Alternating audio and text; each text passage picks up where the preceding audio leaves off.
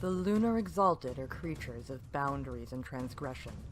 The boundaries between hero and monster, between devil and saint, between civilization and wilderness, between the mortal world and the divine. They stand on whichever side of the boundaries they please and cross them with unmatched ease. A lunar who embraces the power and freedom of becoming a ferocious monster need not sacrifice her humanity, while a lunar who devotes herself to living among mortals and protecting them need not abandon the freedom of running wild and untamed. This book presents the shape-shifting Lunar Exalted and details the Silver Pact's centuries-long vendetta against the realm. It features prominent Silver Pact elders like Roxy and Leviathan, who can be mentors, allies, or enemies for player characters. It also details lunar dominions, such as the Mountain of the Spider King and the nameless lair of Mahasuchi. The book contains everything needed to play a lunar in Exalted 3rd Edition, including shape-shifting rules, lunar charms, traits for a wide variety of animals, and dozens of mutations. It also features new martial arts like the Lucha-inspired Falcon style and the wild-touched Laughing Monster style, as well as celestial circle spells and Moonsilver artifacts with powerful evocations. The Lunar's Kickstarter funds the Deluxe Edition, which is going to be a beautiful blue leatherette-bound volume. Through the Kickstarter, we will also be producing a companion PDF titled Many-Faced Strangers, which will contain all sorts of fantastic things you can purchase via reward tiers. You can work with us to build your own Lunar's charms, get your character in the book as an NPC, or even have them featured on its cover. We also have a slew of planned stretch goals to expand on the companion volume. We can't wait to see all the stretch goals you add and are excited to walk this path with you. Thank you so much for your support, and we look forward to seeing what you bring to creation.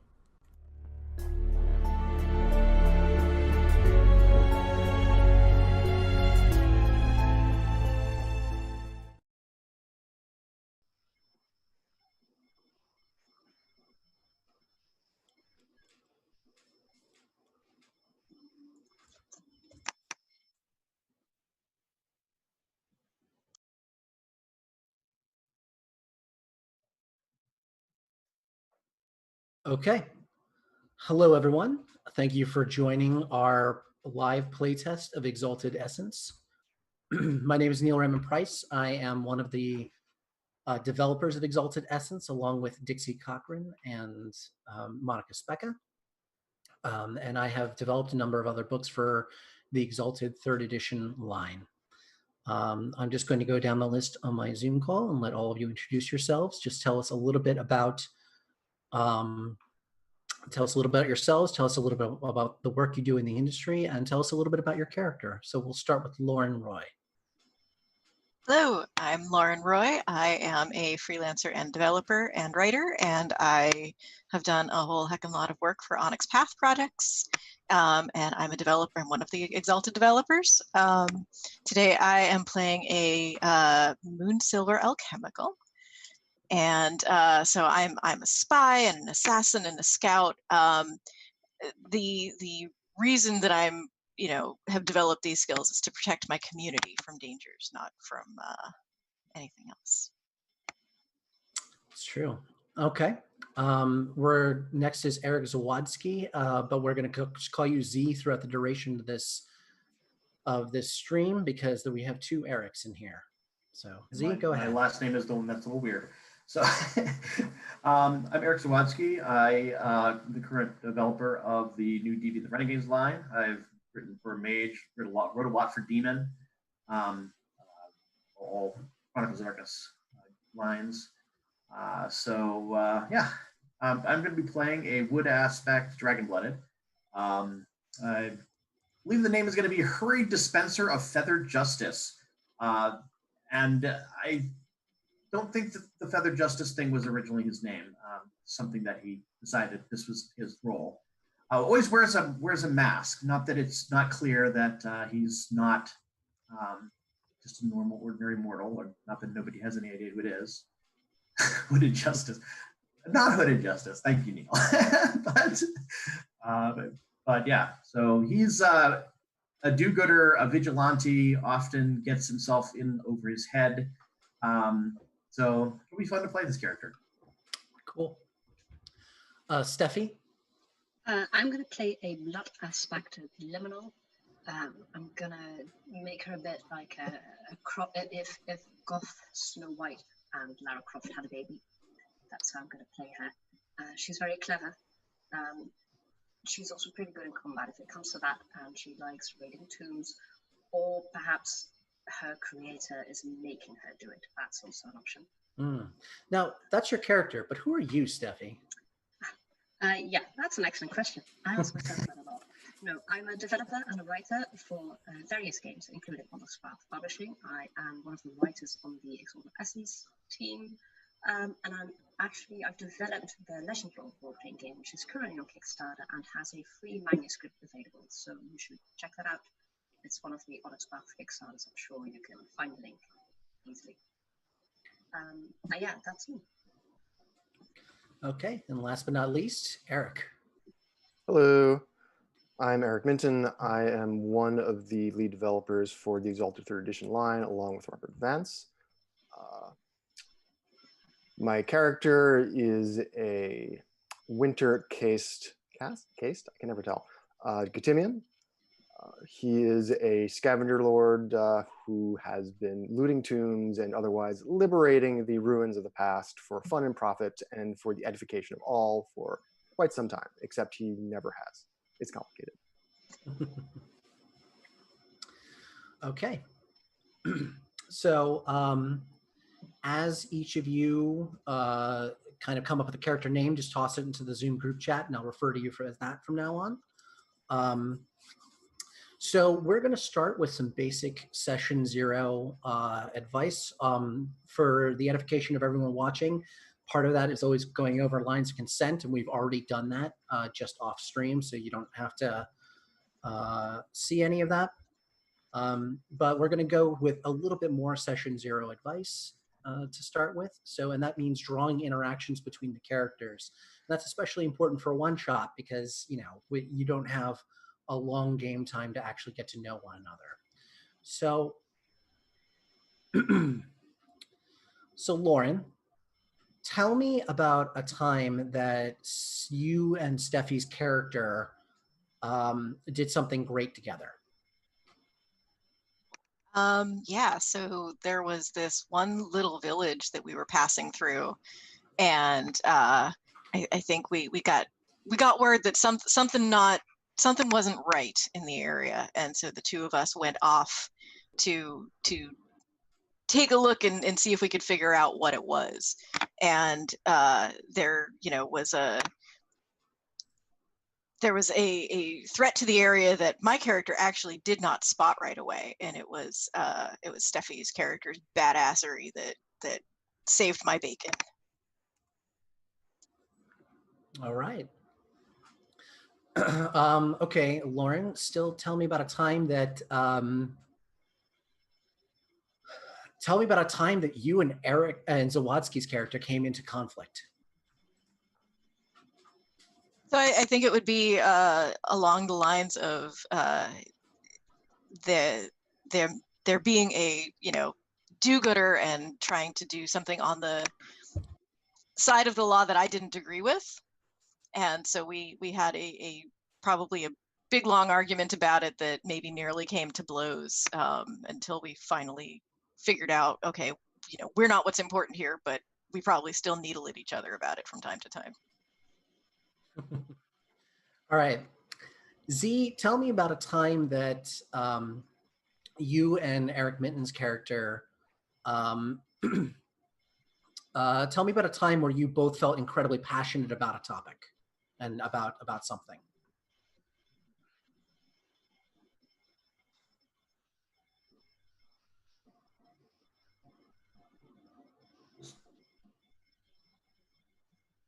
Z? Yeah, I'm with you. I'm just okay. Trying to find some something to hook onto. We can come back to that. No, it's okay. Okay.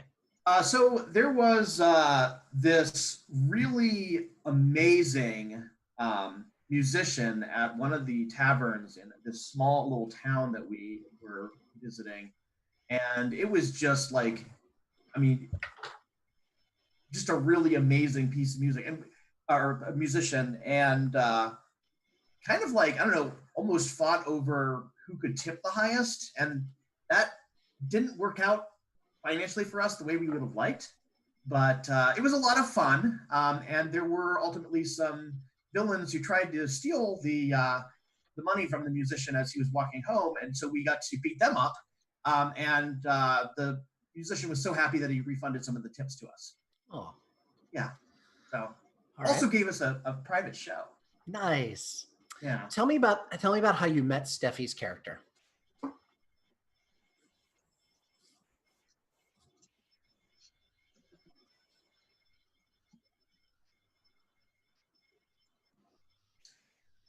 Okay, so another little town. This time it was a little close to a Shadowland, and we were having some zombie issues. It relates to the townsfolk were having some zombie issues. Zombies don't really make very good, daring do stories, so we kind of had to find, I don't know, someone to be in charge of the zombies. And she was already on top of a necromancer who at least was nominally trying to take control of the zombies, although really was not very good at it. But our characters didn't realize that. So we ended up taking out the necromancer, and the zombies were still a little bit of a problem, but at least there was no necromancer around anymore. The villain was vanquished. That's great. Okay. Steffi, now you tell me about how you met Eric Mitten's character. So let me check. Eric is playing the Gatimian.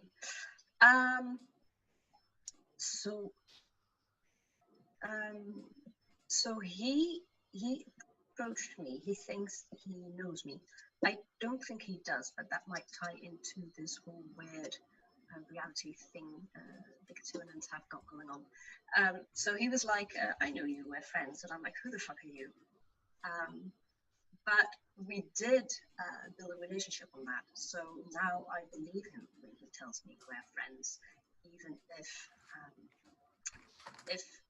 out of character, it's okay if he lied about that. But in character, I believe him when he said that we were friends. Like, I'm buying that now. Okay.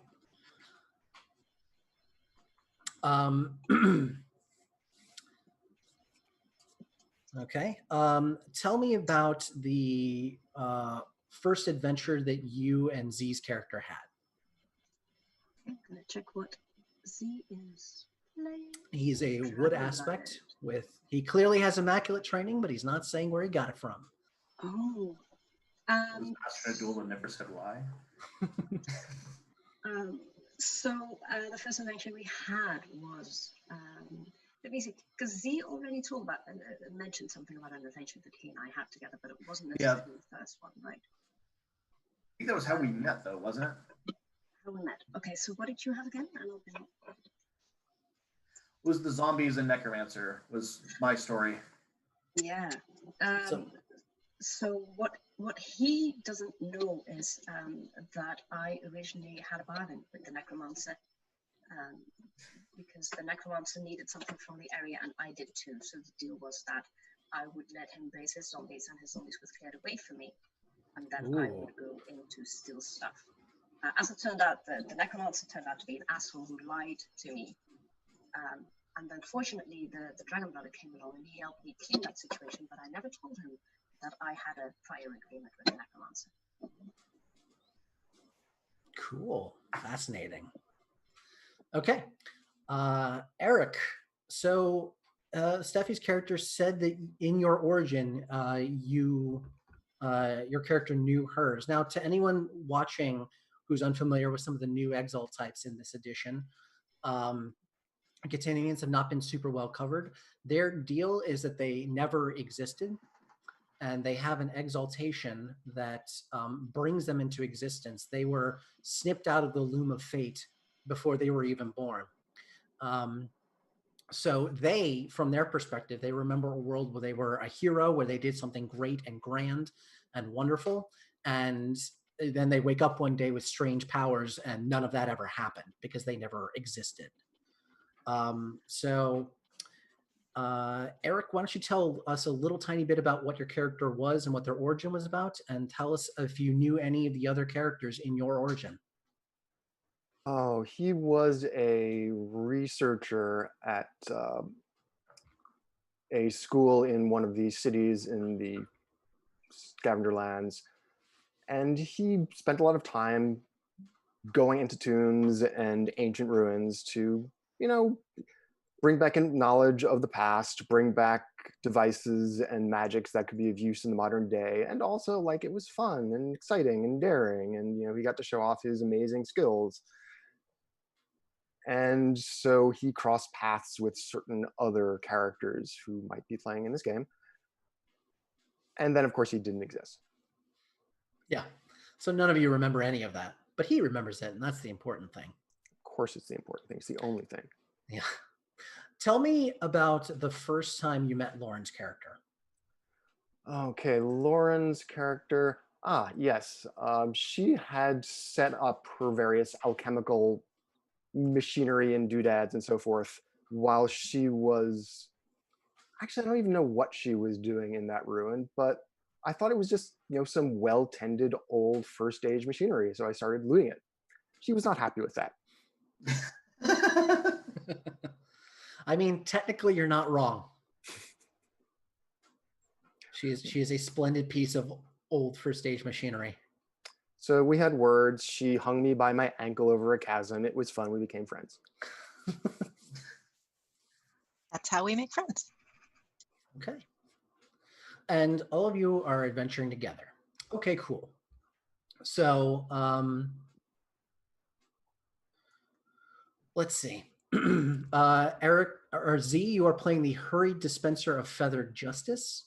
Mm-hmm. Lauren, you are playing splendidly efficient dagger. Eric, you are playing Kaylin Smith. And Steffi, you are playing blood dipped wings. So, okay. With that, I think we have enough, and we're going to start into the adventure a little bit. If you want to take one more moment to look over your character sheets and sort of familiarize yourself with things. Oh, I almost forgot. We're going to go over some of your backgrounds a little bit. Some of you have artifacts that are in Hearthstones that are not defined yet. If you want to define them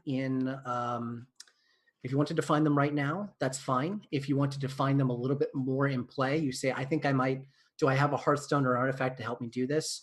Or you might say, well, instead of an artifact bow, I have an artifact sword, wham.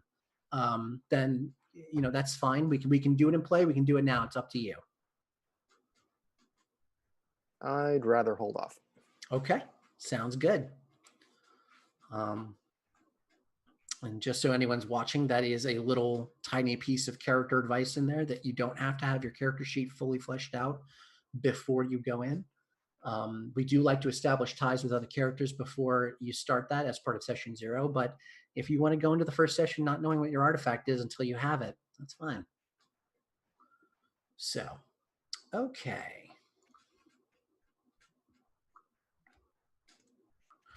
Our story begins in the Scavenger Lands, and the Scavenger Lands are it was the most heavily populated part of creation in the first age, and because of that, there's a tremendous amount of ruins and ancient technologies there. It also endured a lot of the wars in the usurpation of the Solar Exalted and the Shogunate. So the Scavenger Lands are just crisscrossed with broken machinery and ruined artifacts and half-working this and that, and giant elaborate tombs that you buried the dead Exalted in after they were slain. And one such tomb is your goal today. The kingdom of Petrea is well known for its royal tombs. And those are smaller, more humble pyramids built around large pyramid tombs meant to contain the Solar Exalted after they were slain. But rumor has it they were also meant to contain the slain bodies of the enemies of the gods. The area around the pyramid tombs has been sunken and flooded. Silt and sand have gathered over millennia to form a small lake with these things rise out of. The orichalcum capstones of the pyramids catch the morning and sunset at the peak of each mountain. And it's rumored that powerful, hungry ghosts slumber beneath the waves. You, however, have come to the small town of Ronid, Ronid. Ronid is basically a way station for people looking to try to plunder the tombs of Petrea, much to the chagrin of the ruling Petrean royal family. In your origin, Eric, you did in fact raid some of these tombs, and in fact you think you know you're the one there for. You have been mysteriously tasked to find the tomb of an ancient solar exalt, invade it, and recover the artifacts within. Along the way, you may face traps and you may face various obstacles. The first obstacle of which arrived not a day after you arrived in Ronid. Ronid is a small city, but it is a walled city, like many in creation. It's had to fend off various bandits and various invading armies, and it is the latter that kind of travels you now. As you approached Ronid to enter the tombs, you became aware of various outriders riding around the place and various scouts, and you're like, oh, something bad's about to go down. And you've entered the city only for an army to come in directly after you and envelop the place in a siege. So you're not entirely sure what the army's there for. You're not entirely sure what the situation is, and that's where we'll begin. So the tea house you're staying in is a 3-story affair. The 3rd story are the apartments that all of you slept in. The 2nd story is a sort of dining area, and the 1st story is the drinking area. So you start the morning with the town under siege. Everyone seems incredibly tense around there. You're not entirely sure why it's under siege, but we'll start from there. So who wants to do some investigation? Does someone want to try to go scouting and see what the disposition of the armies are? I've just got to say offhand, they planned this wrong. They should have put the drinking establishment on the 2nd floor. 1 is closer to the bedroom, so you can stumble upstairs, fewer stairs when you're too drunk. And 2, it gives you the opportunity to throw someone out the window, like, actually matters. And that's really important in a bar. A drunk man on the 1st floor kind of hears you, and he pulls his head out of his cups. It's like 8 a.m. and he's already drunk. And he goes, you know what? That guy's right. He's totally right. Why did you do that? And I've been to my share of taverns. Yeah. Anyway, the siege probably is more important to our concerns at the moment. Okay. This is a little bit of a sandbox thing. There's an army between you and your goal. So if however you want to pursue that along as a group or as an individual characters, we will go along with.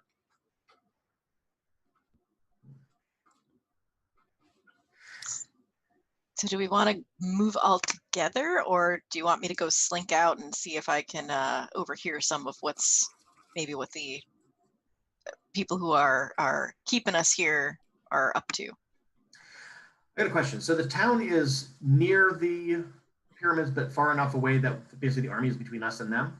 Correct. The capital city, Petrea, is elsewhere. Okay. They bury their dead kings here. The town itself is just like, oh, we're just a normal merchant town, but they really are the black market hub for all of the scavenger stuff coming out of the tombs. Right. Are we sneaky enough to just make our way across the army and not bother with it? I don't know. What's everyone's stealth look like? I mean, this sounds like a them problem. Given that this is the region's black market hub, there has to be some series of escape tunnels to get away from the revenuers, as it were. So it's just a matter of speaking to all these lovely drunk people and seeing who has the information we need. Oh, and I have a lot of money, and a lot of people here would like free drinks. That helps, because I was going to go like, we can be subtle, like, who can tell us about the secret tunnels? Yeah. Maybe not. I know you've got tunnels here. Tell me. Yeah. I'll just pick some people up by their ankles. Tell us your tunnels. Lauren, does Splendidly Efficient Dagger have any disguise charms at all? Why, yes, I believe so. My only question is that you are literally made of sacred clay and moon silver. Yeah. So you stand out in a crowd. Yeah, I think she tends to wear clothing that mostly conceals. I suspect she's actually kind of tall too, so she walks sort of hunched. But she definitely wears a hood, and long sleeves and probably gloves. And when that is an impossibility, she's using the charms to pass as just one of the local people. Cool. Sounds very good. Okay. Another thing that we might be curious about is if there's something in the town itself right now that is attracting this army. So let's say something was stolen from the pyramids that's really valuable, and now the army wants it back. See, I know the root cause does not necessarily provide a solution in itself, but it may give us something to hand over to get the army out of our backs. That's entirely reasonable to do. So we have two different plans here. Plan number one is find out why the army is here. And goal number two is find out if there's any escape tunnels out of the city. And Eric, you definitely know that there are some. You've used them before. And you've been eroded many times and engaged in the black market culture here. Or should I say, you remember doing all of that, you never actually did it. But unfortunately, you do know that the tunnels are changed very frequently, and it's been several years since you were in here, and you were only here in another world. So you have no idea if those tunnels are still active or not, or if there's new ones being dug. So which is the group want to pursue first? Do you want to find out why the army's here and what they're doing, or do you want to just try to get right past it? I mean, do all of them at once. Let's split up. We'll cover more ground that way. Ooh, Yeah. Splitting the party up. Yeah. Bold decision. I like it. yeah, because I I get the taverns.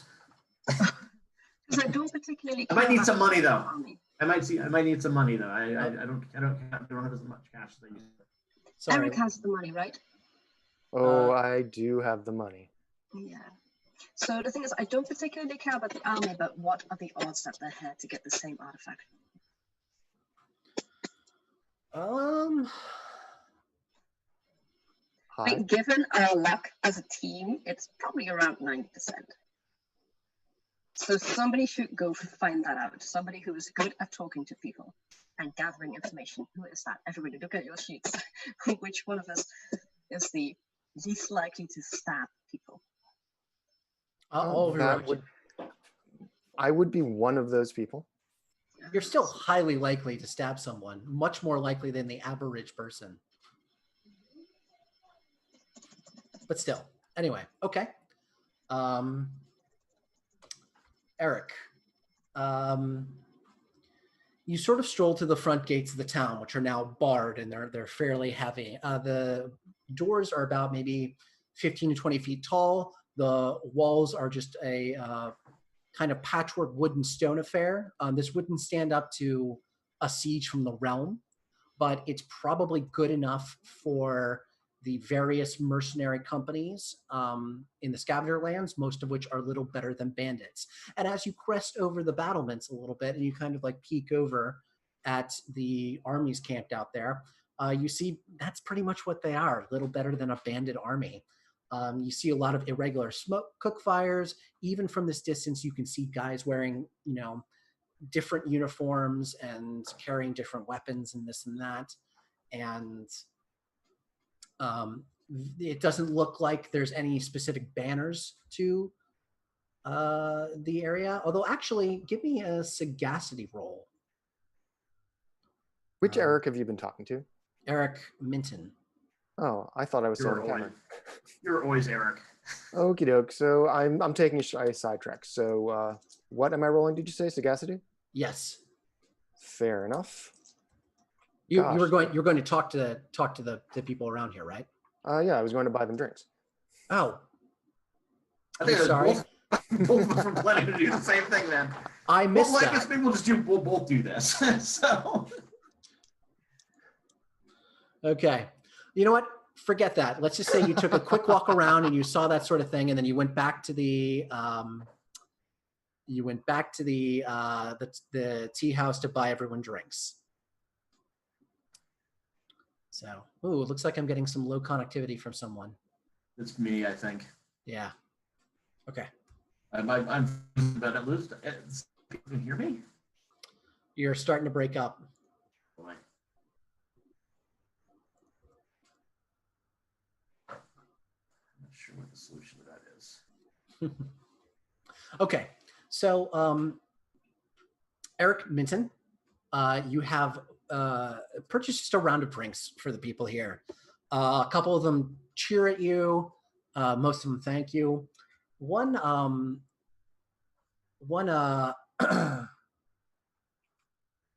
scavenger lord. He's wearing just a crimson buff jacket.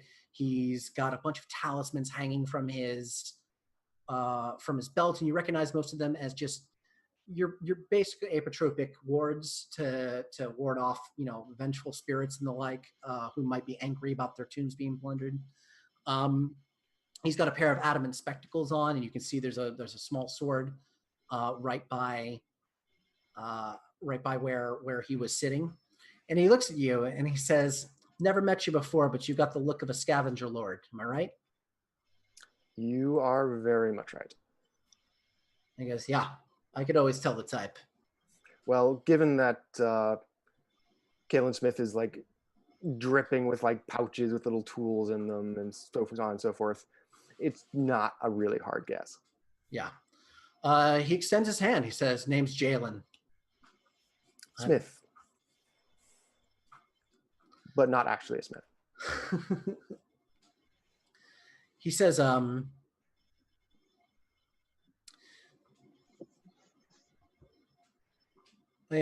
people only come, scavenger lords only come to Ronin for one reason. The drinks? Architecture. He laughs and he says, "No, the drinks are swill, but the plunder is quite good. And the prices are better." He says, "I'm sure we can come to a mutually beneficial arrangement. What are you in town for?" Hopefully as short a time as possible, but we have so many guests here. It's hard to get through the door.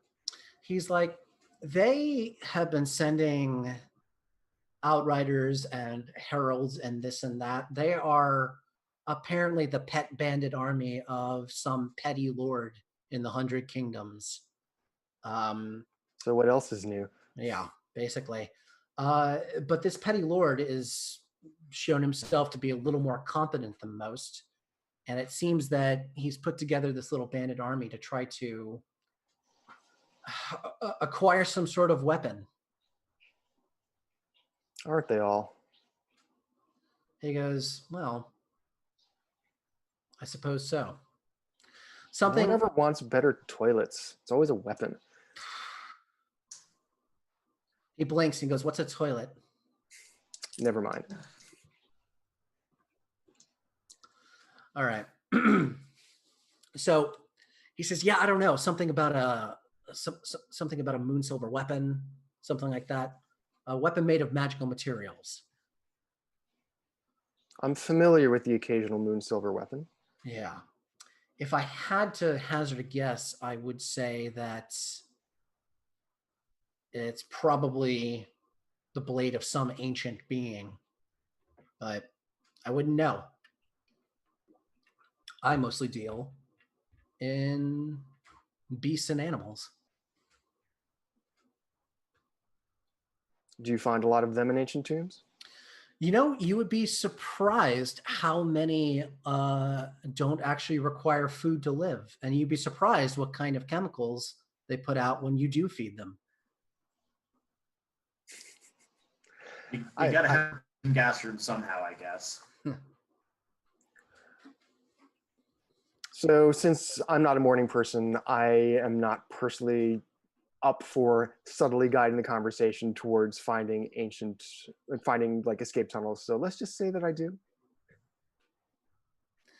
He nods and he says, all right, I guess it's not your first time in Ronit after all.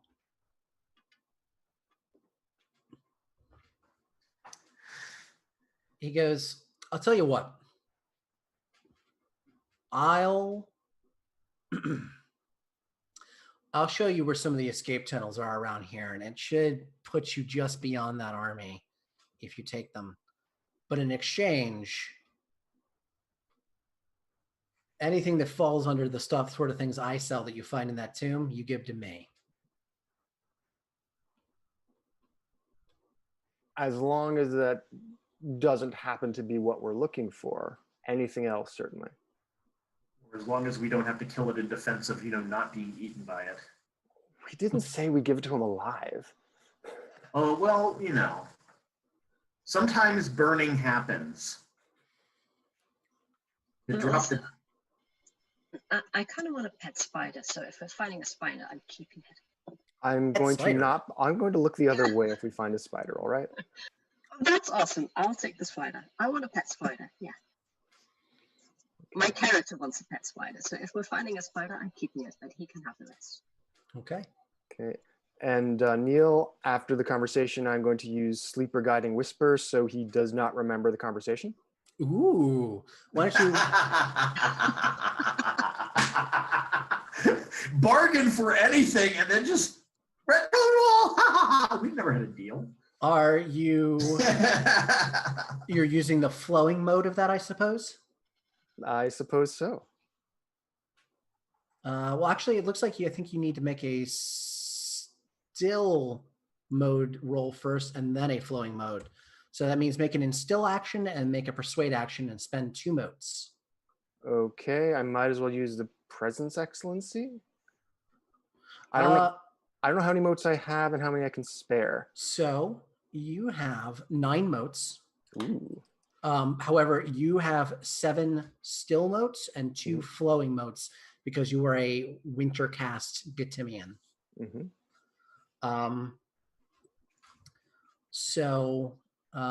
You can only use an excellency on step 1, and this charm is also used on step 1 as well. So you can't match the 2 of them together, but you can make that roll. Okay, so this is embassy, presence? I'd say it's presence. So, and I just used my base pool, correct? Yes. Okay, first roll. And this is normal 7 to 10, 10s or double? Correct. Difficulty 3 is the baseline Exalted Essence. 1 success. Nice. But not nice enough. Yeah.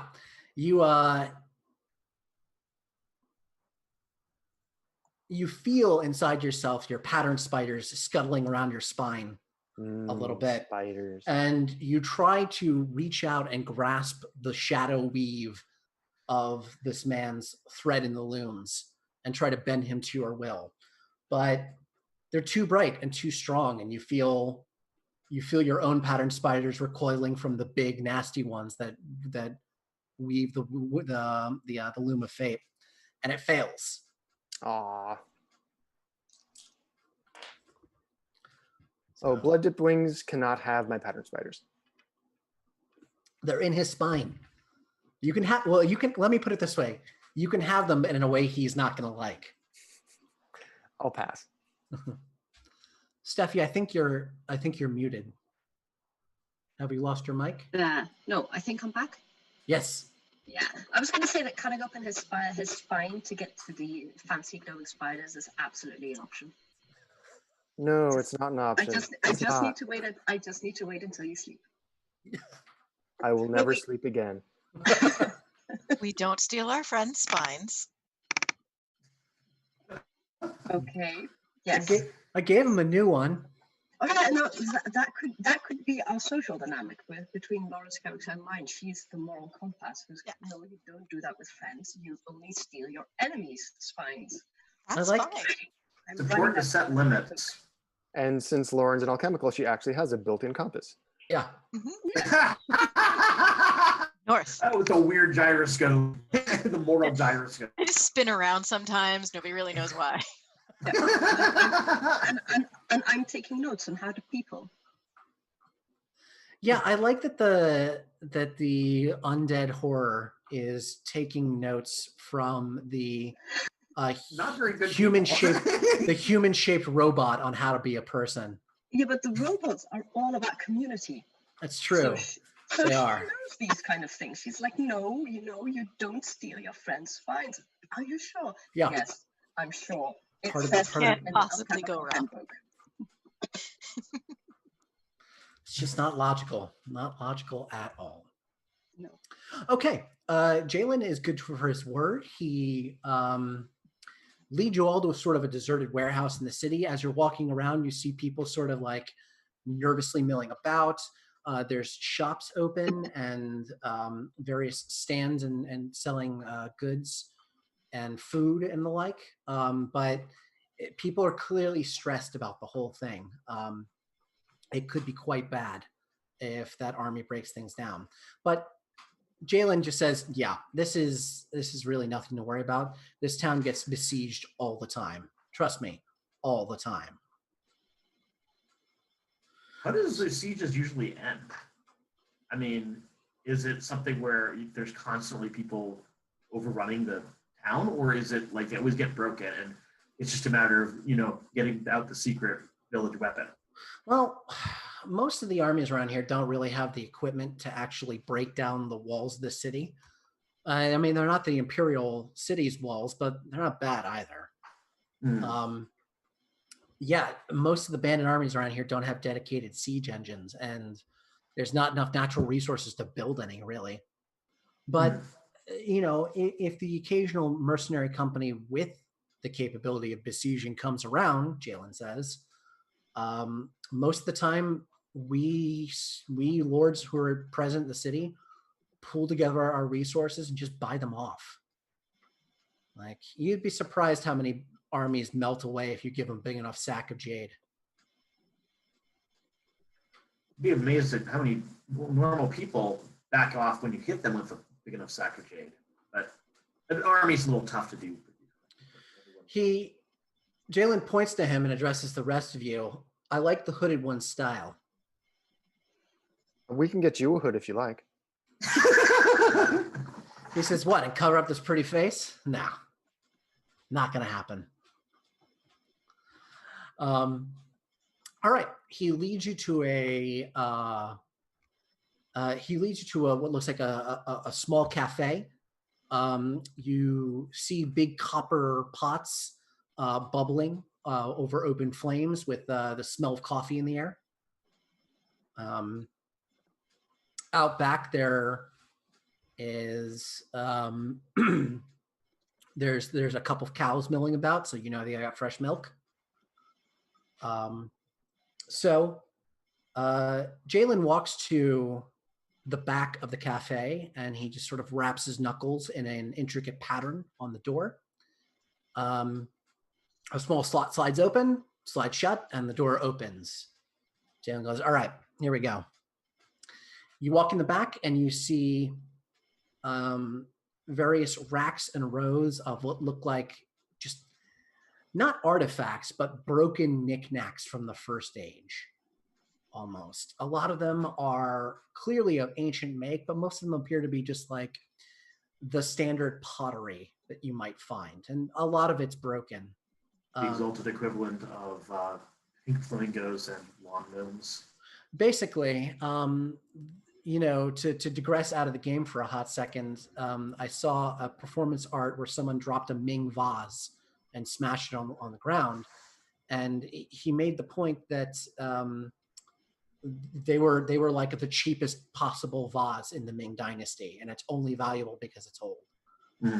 So that seems to be the prevailing sentiment about the stuff around here. It's from the First Age, it's from the tomb, so it's got to be valuable, but it's not really. It's just a bunch of broken pottery. So Jalen leads you past two armed guards. They're armed with like studded clubs and buff jackets. They're fairly big, burly dudes. He leads you to a heavy wooden trapdoor with an iron ring, and he heaves a little bit and strains, and it lifts up, and you see just a dark hole down there. And so he looks at you, Eric M., and he says, well, for a little bit of silver, I'll sell you a torch. You're muted. Yes. Yeah. That's very generous of your offer, but we came prepared.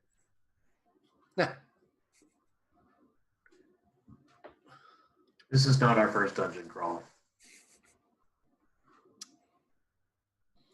He goes, yeah, okay. Well,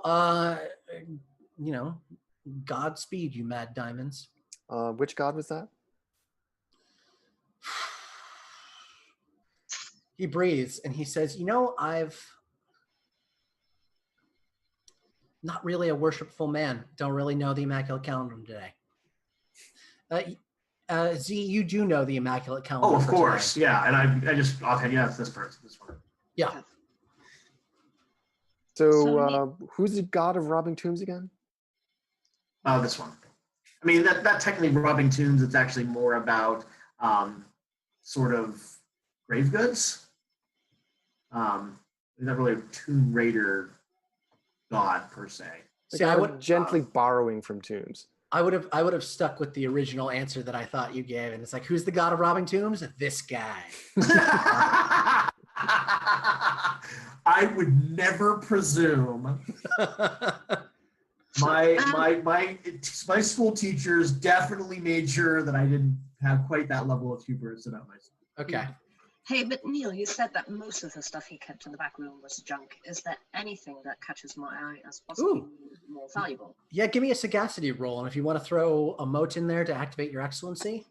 Yeah, I'm gonna roll sagacity and force, I guess, because I don't really have time to. Yeah, I'm gonna spend a mote. Let me write that down to use my excellency. Let me see what that does. Okay, so I get my ability die as bonus die again. Mm-hmm. And I'm rolling for 7s. Do 10s explode? Yes. Oh, no, I'm sorry. 10s counts as 2. They do not explode. Okay, so that's 1, 2, Exalted explode. Yeah. 3, 4, 6. X and explode 8, is for exalted. 10. 10 successes? Yeah. Holy crap. I got to give you something good now. Oh my god. I roll a lot of 10s. This is my one good roll for the rest of, we'll be surrounded by evil spiders trying to eat us, and I'll try to pet them and I'll die because I rolled a botch or something, but this was my one good roll. Looks like a music box, actually nuclear weapon. Yeah, exactly. Looks like a music box, it's actually a spider. Wow. Yeah, you find two different, so you quickly, because you used force, you quickly look around and just sort of very obviously eyeball all the shelves and just go bam, bam, bam, bam, bam, bam, bam, bam, down them. And your eye catches two distinct things. One looks like a little stuffed blue mannequin. It's all dusty and matted and has a little gem in the middle of its head. You should definitely take that along with you. The other is you find a couple. You sift through the pottery a little bit, and you see sitting at the bottom of the pot of the broken pots are a number of talismans. There's actually enough for each of you 4. It looks like they're still very good wards against hungry ghosts. So, if you, sorry, go ahead. Yeah, so on camera, I'm seeing everybody shake no at the door. I'm going to assume that's also what they do in character. I just pretend to ignore them. I'm not very good at pretending. It's not, so everybody just sees me look straight at them. And I take the door. Okay, take the door. Tokens. Okay, you sort of look over them, and you do you have any stealth? I do actually. I've got 3 dots of stealth, but I also want to do this while they're negotiating about the torch. I think one of us bragging about being the god of scavengers. That's fine. Your stealth is good enough that I'll just give it to you. It would be a difficulty 2 probably. So you pocket them, and you stuff the doll into your into your My bag. jacket. Yeah. Okay, that's gonna be fun. Yeah. Okay. So you spy a quick look at the talismans. It looks like what they are something that a thaumaturge or a savant would make for common workers. They're of professional manufacture, but they're not, they're not extravagant. They're very workmanlike, and they still have like an ancient leather strap around it that's somehow miraculously survived all these hundreds of years. Yeah. And it looks like, thinking back to what you know of Petrea and the tombs, you know that they had to have laborers build a lot of these things. They probably didn't use just demon labor. So if they were, interring corpses, you'd want something to protect your workers from the occasional hungry ghost. Yeah. So. Yeah, and I recognize what those do. So once we're in the tunnel, I'm going to hand those out. And as for the weird blue doll, that's just a case of enough knowledge to recognize that it's powerful, but not enough wisdom that I should probably have left it on the shelf. So we now brought the enchanted demon doll with us. Yes. So you did not tell them about the enchanted doll. It depends if anybody saw me. I'm not that, And both of the Erics were talking to the dude, so Lauren's character might have seen it. I was probably actually trying to get, noticing that, okay, she's about to try to pick something up. Probably put myself in a position where I was between you and anyone who might look and be like, hey, put that back. So my back was probably to you, and I didn't see it. So later on, I'm sure we will have the discussion of why we don't pick up creepy dolls in storehouses. But right now, I don't know about it. I saw that doll last time I was here, so I'm not watching, Steffi's character specifically, but I'll probably look over my shoulder when we leave and see it's not there, and hope it went off somewhere on its own, but suspect that it did not. I have a thing that makes it more likely that I would notice something like that, but I may not recognize the importance of it. I mean, we're not exactly, these goods were all probably stolen anyway, so we're not really stealing anything from anybody. I have never seen a movie where picking up a creepy doll in an ancient storehouse full of magical items ever went badly. In my sense, I would say, as a lemon, technically, I am a creepy doll. So okay, well, it's like your little sister. That's a good point. I would never say that and deny your personhood, but you kind of are a creepy doll, yes. So, but yeah. So once we're in the tunnel, I'm like, look what I got for everyone. I have undead warning amulets. How awesome are these? I found them on the street. Yeah, Eric M. Smith has seen these before. You've seen them a lot in your origin, and they are indeed pretty common but pretty powerful, sort of almost single-use wards against hungry ghosts. They will flare and crack and be spent if you're attacked by a powerful enough ghost. Sounds handy. Yeah. So, okay, it is noon. I would like to take a 7.5-minute break. Yes. So not 5, not 10, 7.5. So, okay. We will be right back. Okay.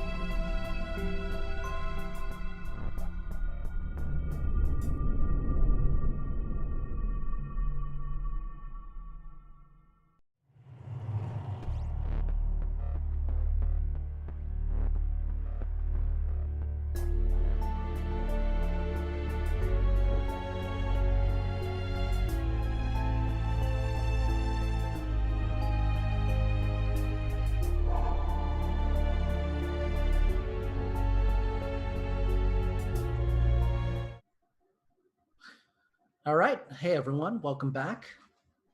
That was a good 10-minute break. I said 7.5, and I was back after 7.5. Some of you who will remain nameless were not. All right. So, Eric, you spent some motes earlier, but this is a little out of sequence. You did spend one flowing mote, though, which will flare your anima. So we'll just say that Jalen sort of casually ignored your glittering cast mark on your forehead. What does my glittering cast mark look like? It is a hexagram for winter. You're a special snowflake. He is the most special of snowflakes, in fact. He is unique in all of creation.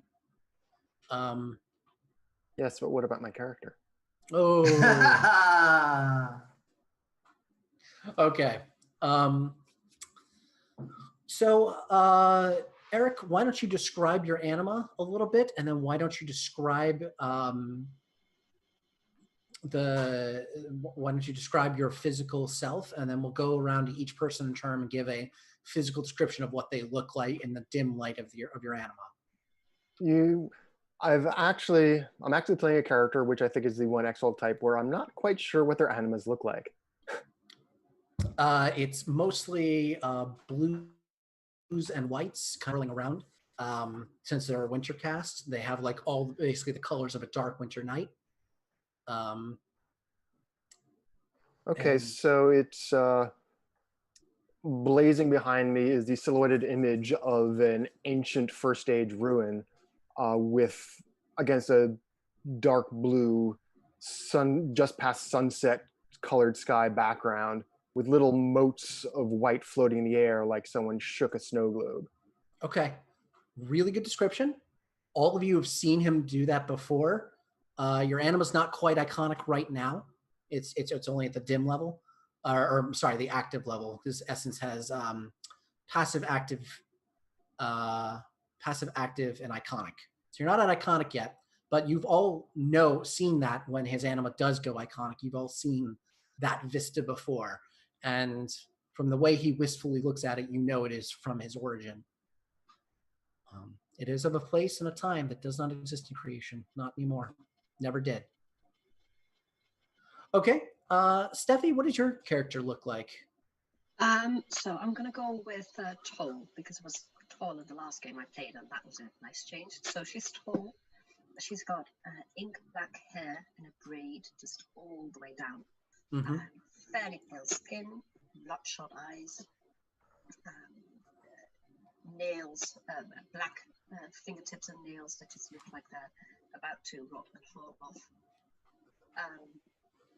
And dressed just like pockets everywhere that I can put stuff in. I'm a walking pocket. Which explains where the creepy goggles go. You don't know which pocket. No, so many pockets. Oh, yeah, So many pockets. Into my pocket. Z, the hurried dispenser of feathered justice. What does he look like? Well, we've already talked about his red mask hood, so you really can't see much of his face at all. There's a mouth hole and not much else, and eye holes, of course. But pretty much all of his clothes look like they were red silk handkerchiefs that have been tied together, and are just covering his entire body with just like little bands and bands and bands of layered cloth. So it's like wacky ninja territory, but of course red. It's not stealthy at all, but it is interesting. It's very elaborate, and has a quiver on his back with not nearly enough arrows to like sustain a lengthy fight. I don't know, like 10, 20 maybe. But you've seen that he just never seems to run out of arrows, no matter how many times he pulls arrows out of that quiver. And also in that quiver are a couple just normal, mundane, short-bladed swords that are sort of his backup plan. Totally not stealing from Legolas, but stealing from Legolas. And then he has a jade bow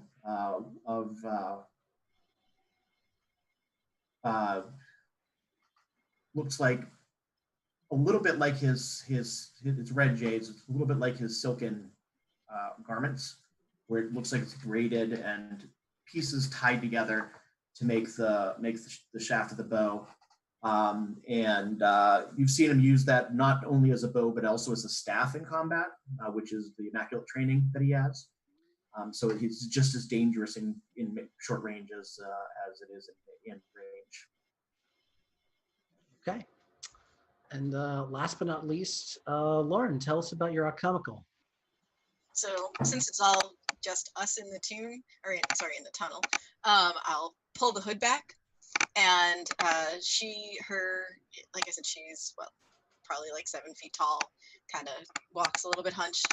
But down here, she'll straighten up, I suppose, as much as possible if the ceiling allows for it.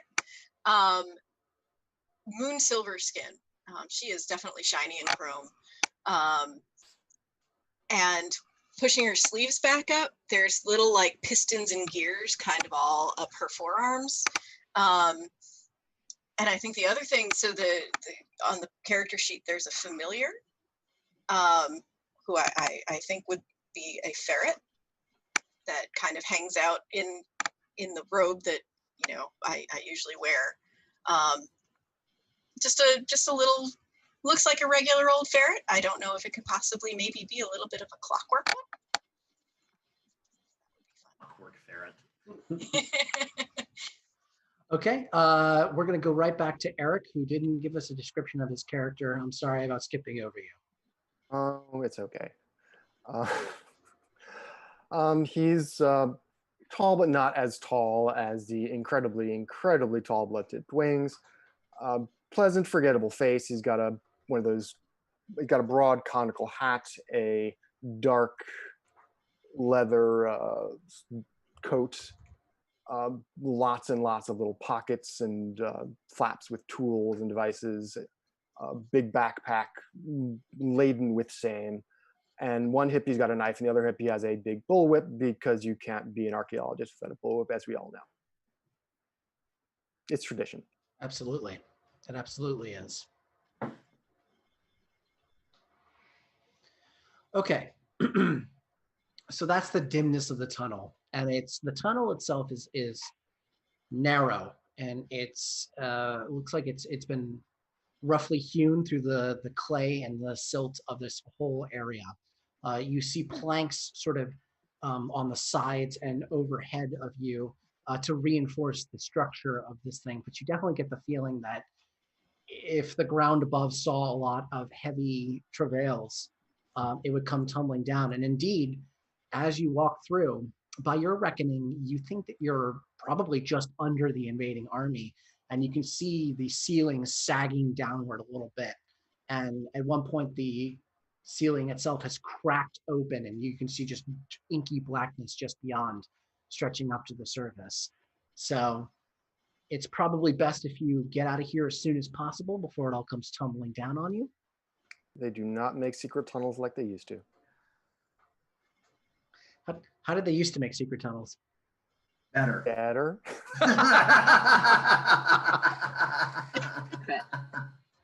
Okay. It's long enough walking that your anima fades a little bit and just fades and recedes into the background, but it fades in such a way that you are just at the very end of the tunnel, so you don't need to grope your way through or just sort of stumble blindly forward. Good timing. So it looks like there is a small rickety ladder leading up about maybe 10 to 12 feet up to a small trap door on the outside. So who's going to go up first? Dagger, by the way, the fellow I was talking to earlier did mention that they were looking for a moon silver weapon. So in case it's you might want to keep a low profile. Oh, thank you. I appreciate the warning. Yeah, don't accidentally fall into a smelting pot. Be bad. Yes. Or just into the wrong hands, period. Yes, if only we could tell the people listening to this why there's an alchemical in creation and where you came from. If only. If only. Yeah, we have a very good answer, by the way, but we're not going to share it. Okay. So, but yeah, who's going up first? Not it. I can do that. I'm practically unkillable. So Yeah, unless they hit your head, and the head is the thing you're sticking up first. Yeah, but I can put my hands up first. No, I'll go. I just tell them that if something bad happens to me, just put my remains back together and bury me, and then come back in a couple of days. Yeah, this has happened. This has happened to you more than once before. You have seen Blood Dip Wings in combat take grievous wounds that would kill anything else, and indeed seem to kill her. But with her instructions, you have simply buried her with all the pieces roughly in the right space, and she's joined up with you a day later or so. Yeah, I'm like Almost Only put her head on backwards once. I feel like I probably have a little spade in a compartment somewhere, you know, like one of the little ones that you fold out, just in case. Yeah, I'm like, I'll just sleep it off. It'll be fine. Yeah. So I'll go up the ladder first. Okay. I do want to do it a bit stealthy. I want to be a bit quiet. Okay, so I would say that's a finesse and stealth roll. Mm-hmm. Let me see. That's 2, 4, 5. Nice. Very, very, very nice. Okay. So you gingerly lift the trapdoor up a little bit, and a bit of campfire smoke rolls in. You lift it up just a little bit more to kind of peek your way out a little bit, and you are smack dab in the middle of this enemy encampment. No one has seen you yet, but yes, you gently lower it down. That's like any stealth game where they probably should see the thing going up, but they definitely don't. Yeah. And I'm just like, maybe a better tunnel. Can we trade in this tunnel for a new model? No, I'm afraid all sales are final. This is the worst tunnel. So Well, guys, at least we clearly bought a tunnel. Now we have real estate. That's great. yeah. So the army is right on top of us. There is a wet cracking noise from in the back of the tunnel, way far behind you. And you get the sense of movement in the back, just whoosh, and you hear Is it something echo spider? through the whole thing. Okay, does that seem to get everyone's attention who's above the... I'm not sure whether we can hear from down here. No, they probably couldn't. It sounds like part of the tunnel is collapsing under the weight of the bandit army sitting on top of it. I am very excited. Is it a spider collapsing the tunnel? So the thing is, the moment I first saw Lauren's pet, Dagger's pet, I was completely obsessed with, I want a pet. And then for some reason that none of you really understand, she landed on, I want a spider. So ever since this whole, is this where I find my spider soul companion has been a recurring thing with her. So I'm really excited that there might be a giant spider in this tunnel as we speak. The rest of you know that she constantly ascribes the cause for any unknown event to maybe it's a spider. And alarmingly, she is right more than you would think. Okay. But anyway, the tunnel's collapsing. You probably can't go back through the other way and pop back up into the city. You got to do something here, or you could be buried alive, and I could go eat lunch. Not a great ending to an Exalted game, but you guys do you. I get buried alive a lot, and it's no fun. So whatever, I go back up. I'm going to try to sneak out so that I'm hoping, let's go out since we worked together for a while, so we probably know who's quiet. The quiet people get to go first, so that when the loud one inevitably blows our cover, at least the rest of us are clear. So at this point, I should tell you about some of the stunting rules for Exalted Essence. Something you can do is you can stunt on your roll, and when that happens, you get 2 dice. Now, you can bank those dice for yourself to potentially use later, up to a certain amount that I need to discuss with my co-developer. But more importantly, what you can do is you can gift those 2 dice to someone else's roll, as long as that roll is fairly immediately calling after. So whomever the least stealthy among you is, and it might be the guy who looks like Santa Claus, the hooded Santa Claus. What is Santa? You're a wood aspect, man. You've got a green anima. You're running around like Christmas, and we have a winter cast. I didn't plan this. Oh my gosh. Almost more like Krampus, like it was, Santa getting revenge on the bad dudes. Santa Ninja. Ninja Santa, yes. Yeah. Anyway, Ninja Santa's probably the least. I think he might be the least stealthy among you. I have 1, yeah. I have stealth 0. Okay. Oh, okay. I was mistaken. The somber winter guy is the least stealthy among you. Okay. Well, let's see what we got going on here. So my recommendation, if you want to take one from the storyteller, would be for Lauren and Steffi to go out first and both stunt, and then gift the stunt dice to the both of you. How I'll also do a little peek up. How, like, is there someone right on top of us, or is there a little bit of distance between the opening and some people?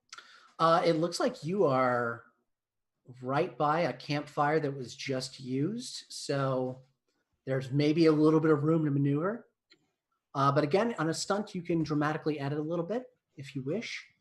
That's another big part of Exalted Essence. So yeah, feel free to describe it however you want and however your stealthy rolls will take you. And the campfire is still going, or just out and just drifting smoke? It's embers. Okay. Oh, there's an embered fire? Oh, that okay. That has some possibilities. I want to confer with Dagger. Do we, when faced with an enemy encampment, light a torch, sneak out, and then just throw the torch into a tent to cause a distraction? I have a plan. I'm your Huckleberry on that. I've got a bow. I have arrows. They are going to see you when you try to do that. Yeah, I know, but that's. Am I correct in assuming that physique is physique also is it athletics that's running as well?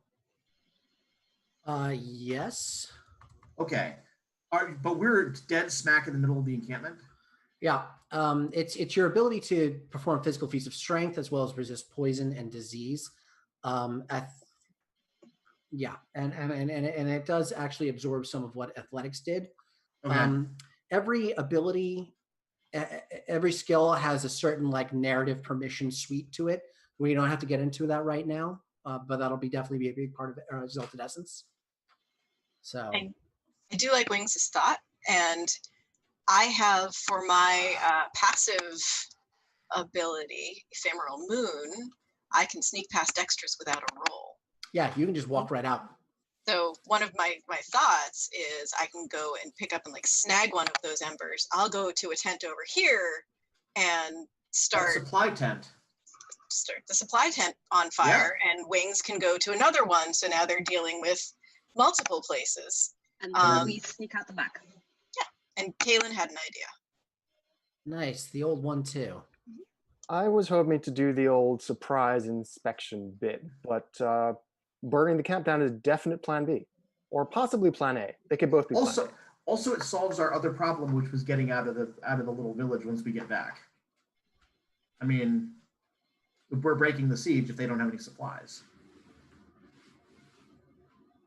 Yeah. So really, you've saved everyone. Yeah. Feel good. Feel good, Exalts. Feel good. Yeah. Exactly. Yeah. Burning down supply tents for justice. Honestly, started a fire for selfish motives and accidentally saved the world is very exalted. Yes. Yes, starting random fires and beating up starving bandits. Truly, you are the chosen of the gods. We are arson heroes. Because we're not the starving bandits, clearly. And you're not even a fire aspect. But no, No, I'm not. So I vote for starting fires, and then while they are distracted, we will sneak out the other way. Okay. Do they have an insignia of some kind? And then, Yeah, it's kind of a. Sorry, go ahead, Steffi. Yeah, I was going to say, and then if Eric is really set on it, I suppose he could play the fire safety inspector. Why not? Okay, we have a plan. You do see a couple banners around the camp that seem to be fairly newly put up. They're very crudely stitched a little bit, but it almost looks like a spider sitting on a book as like a sigil. Hey, spiders! How exciting! Yeah. I cobbled together a little spider book badge out of wire and glass. It looks really impressive. Okay. Do you have any craft? I'm sure someone here has craft. No. I don't think anyone here does have craft. Can I roll sagacity to see if I recognize any of the banners? I guess I have craft 0 then.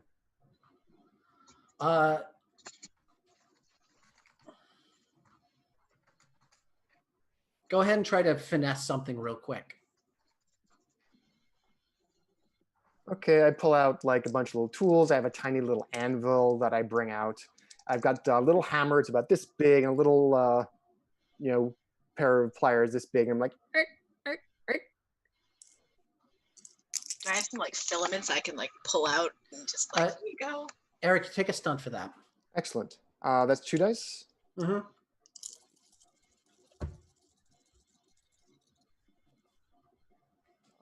That is 4 successes. Wow. Okay.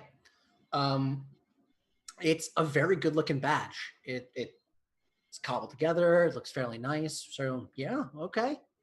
You can probably bluff your way past this. I mean, we'll see, but okay. What can go wrong? Dagger, assuming you can go up first, again, because of your passive, as you noted, you don't need to roll to walk past extras and trivial characters. You can just pop out and nobody pays attention to you. So pop out and just kind of casually pass by the fire, and as I go, just kind of bend down and scoop up a handful of embers and continue on my way. Mm-hmm. There are a few bandits sitting around just outside of there. A couple guys walk past in dirty and patched buff jackets. They've got one's got an axe slung across his back. The other one's got a short sword. They're kind of talking to each other, blah, blah, blah, blah, and they walk right past you without even noticing you. And as I go, I'm trying to notice sort of who are the guards that are on duty and therefore paying attention for when shit hits fan, and who are the people who are off for the night. So guards are something that is in a regular army camp. This is a highly irregular infantry, and nobody wants to be stuck on guard duty. Nobody.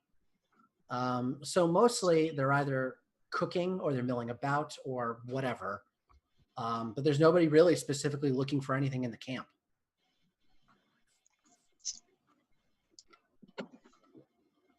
So you're going to toss that burning ember into their equipment area?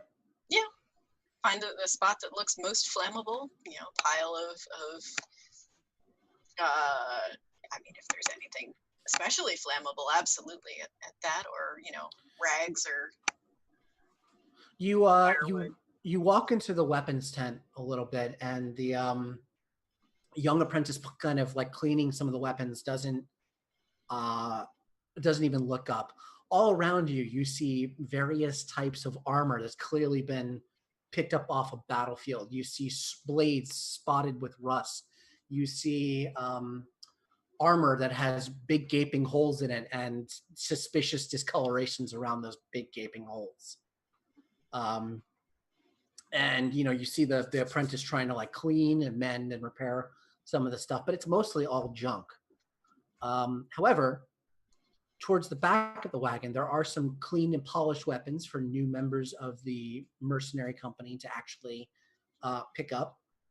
And you see in a small chest with some thick padding around it. You just sort of reach down and unlatch it and flip it open a little bit. There are a few wooden casts of fire dust. I was just going to comment about. There's no way these guys have fire dust. Oh yes, there is. They're big enough to have a couple small casts of it. Oh my gosh. Okay, well, I think we found the thing to set on fire. I would like to not explode this poor kid. So I'm going to... Listen, Lauren, you can't make an omelet without breaking a few eggs, all right? Damn it, I'm going to try. You can't just start random fires and be like, I didn't expect anyone to die. Random fire, it's carefully planned. Starvation is a slow way of killing people. I am going to use my flawlessly impenetrable disguise to, not look like a very tall moon silver person. And just sort of, I'll come back around the tent and come back inside, be like, you, go to dinner. Oh, okay, cool. You simply commit one mote. He is not a significant character, so he can't resist the ruse at all. He's just like, yeah, sorry. And he throws down the stuff he was cleaning and just dashes out. And then I will set fire to the fire dust. Cool. You gently place the ember on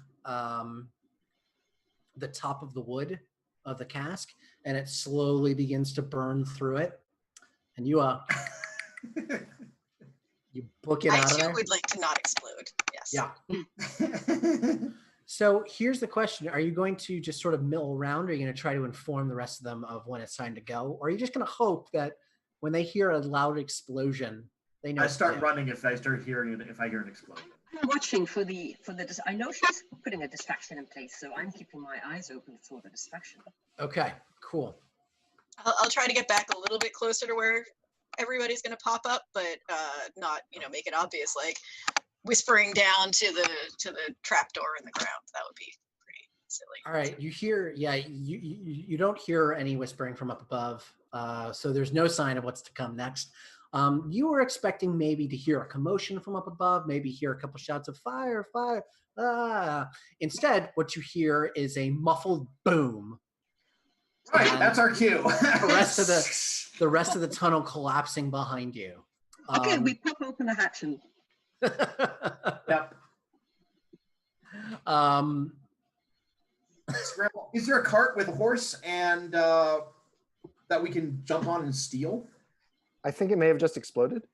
No, the other one. The one closer to the So the horses wouldn't be on the carts right now. The horses are being kept in a sort of makeshift stable towards the rear of the camp, which you can certainly run towards if you want to. But for the most part, this army walks everywhere. Lauren, Dagger, rather. You see the equipment tent suddenly just bellow out in a massive gout of flame. The actual explosive power isn't incredible because fire dust is more of a burning thing, but it throws a huge fireball into the air. And weapons, they're glowing from the heat, start flying everywhere, just out of it from the limited force of the explosion. And wherever they land, they start setting stuff on fire. One of them hits a guy right in the knee, and you hear a sizzle as it hits him, and he just goes, "No!" His adventuring days are over. Yeah, his adventuring days are over. He's got to be a guard in some random city now. I add all of this to my moral compass collective. Yes. Frag grenades are okay. Enemy army. Heavy numbers of collateral damage are acceptable. I'm registering that now. Right. And we book it to the other side. We want to get out of this camp. Okay. So, okay. The rest of you can make a break for it if you want to. You'll need to make a stealth roll to get out to the back of the camp, and maybe some further rolls if you want to steal a horse or something. Alternately, Smith, you can try your Bolivian fire drill tactic if you want. It's worth a try, and if that fails, I can run. Yeah. And if you can't run, you can definitely probably outfight these guys. Maybe not the whole army, but definitely like 5 guys. I'm sure someone will come back to help me, right, Yeah. guys? Right? We don't have a dawn cast in this adventure. You're not gonna work. All right. I'll avenge you. Yes, that's very comforting. Thank you. So, Neil, I did roll sagacity earlier to see if I recognized any of the banners. Oh yes, Or I'm so if I knew sorry. anything. I had 5 successes. 5 successes. Okay. Yeah, this is a variant on some heraldry from some like no-name kingdom in the 100 Kingdoms, which sort of jives with what you were being told earlier. You know that the kingdom was it's sort of coming back to you a little bit, like it was attacked by the Walker in Darkness a while ago. There's something by a Shadowland about it, and then it, there's always a lot of commotion in the 100 Kingdoms. People are always conquering and reconquering each other. So you just assume this is just some new warlord who's taken place in the Shadowland kingdom and risen his banners. Okay. So, okay. Eric, tell me what you're doing. Which Eric? Eric Minton. Okay, so I assume I'm last. So is everyone else left? Okay. Ninja I'm Santa. second last, so Ninja Santa. Okay, I'm going to scramble up the ladder when the explosion happens. Take a quick look at where there might be horses or other fast conveyance, and just make a flat break for it in that general direction. Okay, give me. That was the plan, right? Give me a stealth roll, and you know what? Take a stunt for it because you're sort of taking. Need it. You're sort of finding stealth and audacity. Yeah, refuge and audacity.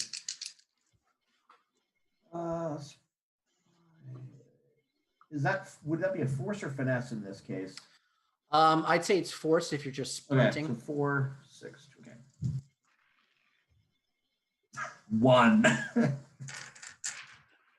Yeah, that's a no. Yep. People who are alarmed by the loud boom and the screams of panic coming from the rest of the camp and the rising fireball and the smoke, you're not exactly making yourself looking less guilty by being dressed in bright red cloth and sprinting away from it. It was me. It was me. Hopefully these guys will take advantage of the fact that I'm now the target to find somewhere else to be. Oh, nobly sacrificing yourself for the group. I take back. Run fast. I take back everything I said about you. Santa is truly a noble creature. Okay. So yeah, I take one look at the horses. I see a lamentable lack of riding spiders, and I just book it on food. I just run full speed. Steffi, I definitely, if I had known about this obsession beforehand, I would have given you necromancy, and I would have given you the necromantic variant of lightning spider. Yeah. So you could make your own spider. Yep, exactly. But for now, I'm like, why does nobody ever have a riding spider? That is so upsetting. I mean, it's a brilliant idea. Why hasn't anyone? But I just run the other way. I just go full speed. Yeah. Eric Z, we might be running into some combat later, but that all depends on whether Eric M can talk his way out of this and save you all. So Eric, you're all in trouble. Okay, so at this point, Smith pops out of the tunnel, just immediately stretching himself up to his full height. Hopefully no one will notice that he was underground just a moment ago. And he thinks back to his time as a prefect at the academy and takes on that particular stance and note in his voice of authority that says, you're not answering to me, you're answering to the boss, and you do not want her attention. And he starts shouting at everyone who is looking at Feather Justice running by and shouts, what are you doing? Deal with the fire, you bucket brigade, you get some dirt. I'll take care of the intruder. And I start booking after Feather Justice with looking like I'm planning to tackle him. Awesome! And I'm going to be using Glorious Presence technique. Ooh. Remind me what that does. I double 9s on a roll to instill respect, awe, or obedience. Yeah, that totally fits out. Okay, so that's presence, finesse, stunt dice. Yes, you may take 2 stunt dice. Excellent.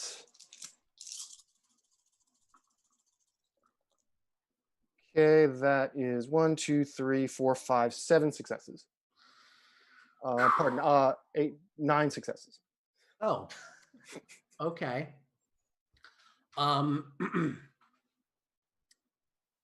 However you were as a prefect, you must have been terrified. Battle-hardened mercenaries and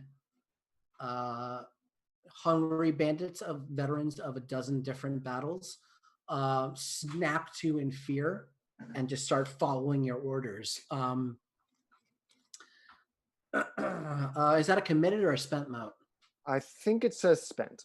Okay. Your cast mark is glittering yet again, and you know your anima is kind of limning you around your skin. But it doesn't matter. Like they're just like, oh god, it's it's a prince of the earth. They're not really sure which one, but who cares? So immediately they all start hopping to, and they clear a path. And you know, you hear one guard saying to another, he's gonna get him, don't worry about it, just worry about the fire. Another guy goes, who is gonna get him? And the guy's like, did you hear what I said? Shut up and go. So you have successfully taken the heat off of Eric Z, and Steffi Blubdip Feather, you said you were booking it. Did you give me a stealth roll before? I did not, but I had 3 successes. Okay, cool. You make it away. You're fine. So about a half mile away from the camp down there,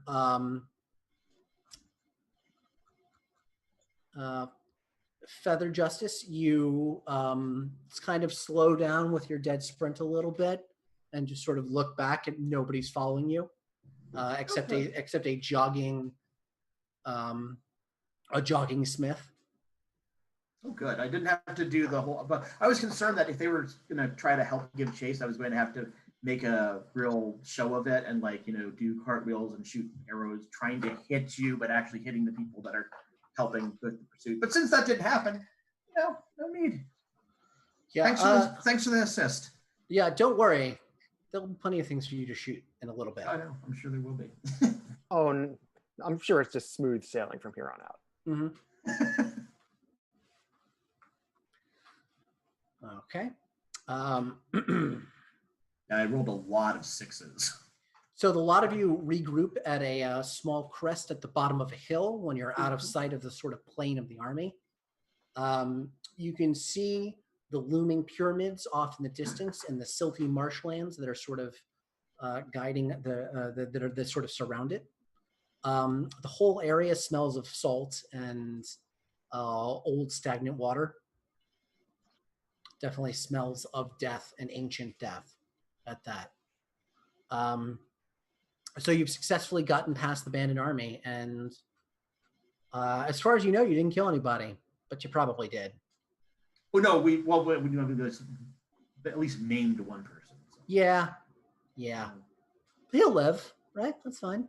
Until the starvation happens. Yeah, if this were a full Exalted session, I'd probably start looking at your virtues right now and make you make a limit check, but I think we're okay for a one shot. So okay. So what do you want to do? Do you just want to go straight to the tombs? Lunch? Did you bring any lunch with you? Of course we brought lunch. Who wouldn't bring lunch to a tomb? Okay. You guys all take a break from having pissed off the giant army just behind you to have a light meal of salted cured meats, fresh vegetables, tea, and bread. And behind us, the bonfire of the camp. Nice Yeah. lighting. There is, Sure. yeah. I'm just remembering the famous painting of the like picnic and just adding like a mushroom cloud behind it. You know? Yeah, as sometime between the bread with pickled onions and the small salted cured meats, you see a black column of smoke just slowly raise into the air. These are delicious smoked meats. Wait, No. not Oh. smoked meats. That's just smoke. I can really smell the smokiness. So good. Would like to examine my creepy doll. Not that. It's good to be the princess of the Oh, earth. so you're gonna bring out the creepy doll? Yeah, I'm like, Ah, Okay, what is that? she pops out with a creepy doll. what can I do? Do its arms move? Do its legs move? Its arms do move. It looks like some sort of stuffed simian creature with blue fur. It looks about the size of a small child. So you're just kind of carting that around in your jacket with you. And it does have a small sapphire gem in the center of its forehead. Its eyes are glassy and unseeing. Okay. But simian, so it's a monkey-like thing. Yeah, it's like a little monkey-like thing. Okay. Yeah. So I tell it to the group. Hello, I'm not the monkey. I'm sure it won't come to life in our sleep and try to murder us. Someone who's not her, make a, let's say, a difficulty 7 sagacity roll. Somebody who has common sense. 7? Lord. Which finesse or force? Are you trying to think real hard on this? Are you trying to reflect on yourself and your knowledge, or are you trying to think, what could this thing possibly be? So I think it's going to be what is this thing possibly being? So I'd say that's more of a finesse roll. Okay.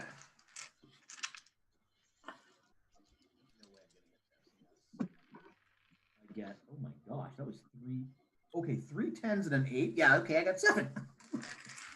Holy shit. Yeah. So you think back to your training, the training you've told no one else before, but your past life as an immaculate monk. And you remember being taught some of the charms and whatnot. And you come from a long line of immaculate hunters.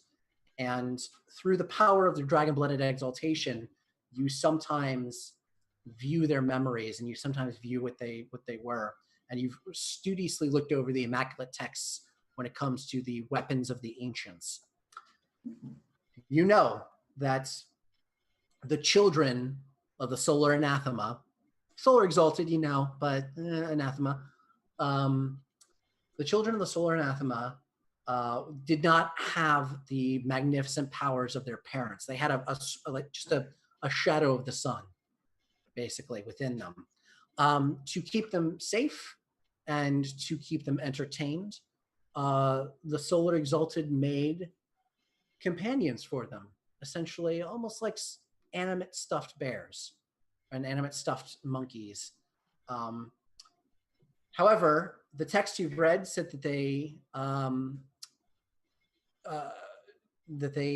became corrupted upon the deaths of their masters and the deaths of all of the Solar's children who were put to the sword during the usurpation alongside their parents.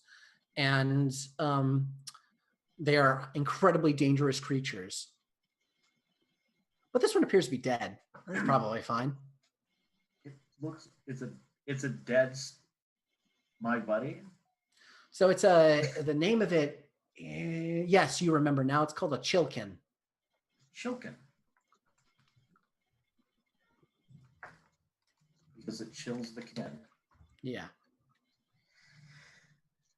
I never put that together, but yeah, I guess that kind of works. Boy, Exalted First Edition had a lot of weird puns and references and stuff. Yeah, it happens to me sometimes too. They had a dragon whose name was basically "fuck me." They did have that dragon. Fuck you. Z, do you share this with the group? Yeah, I think I can share this with the group. Okay. So Winged is just elated. I turn it around and I face it. I'm like, You are not a spider, but I can live with that. And don't worry about the dead thing. I have also been dead. We can fix this. Can I infuse it with a mode of essence to see if it comes back to life? No. This cannot go wrong in any way, shape, or form. I don't think we're getting to the pyramids. Okay. It's coming down to dusk a little bit.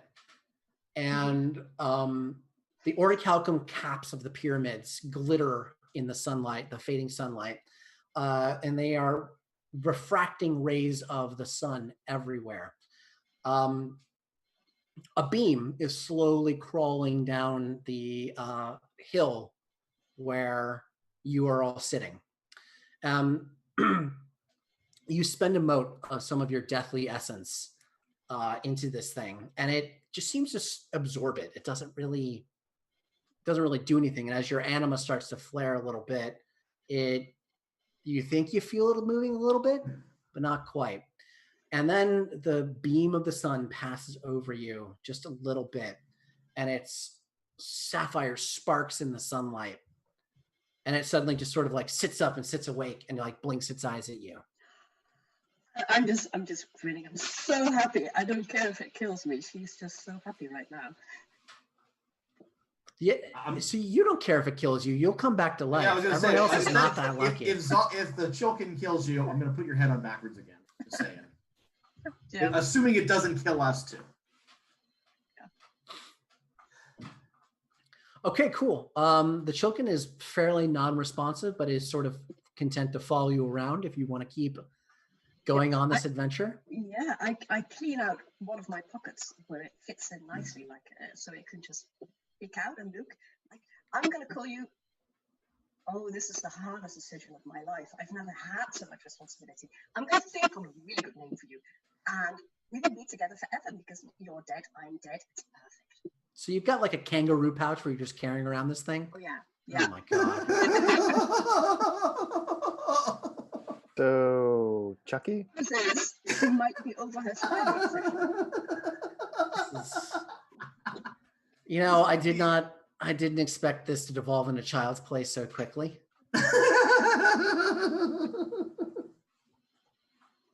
Okay.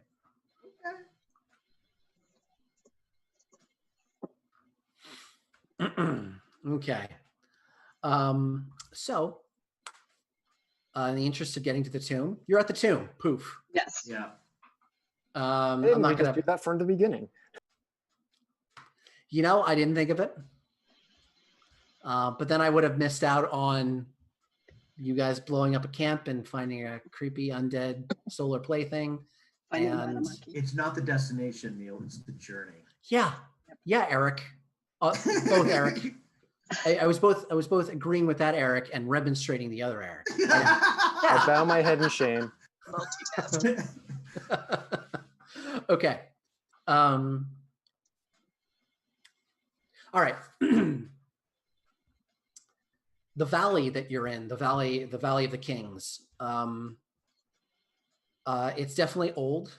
It's definitely weathered. There's silty sands kind of spreading all throughout it and all over it.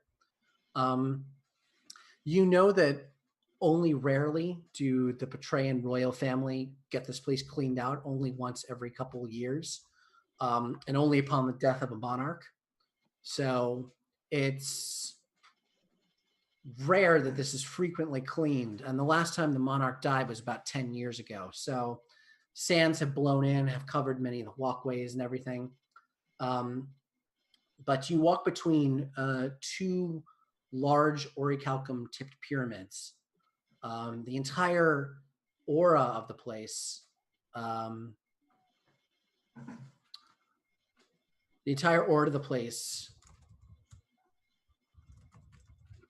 feels ancient. It feels old. It feels weathered. But you're pretty used to this, Smith.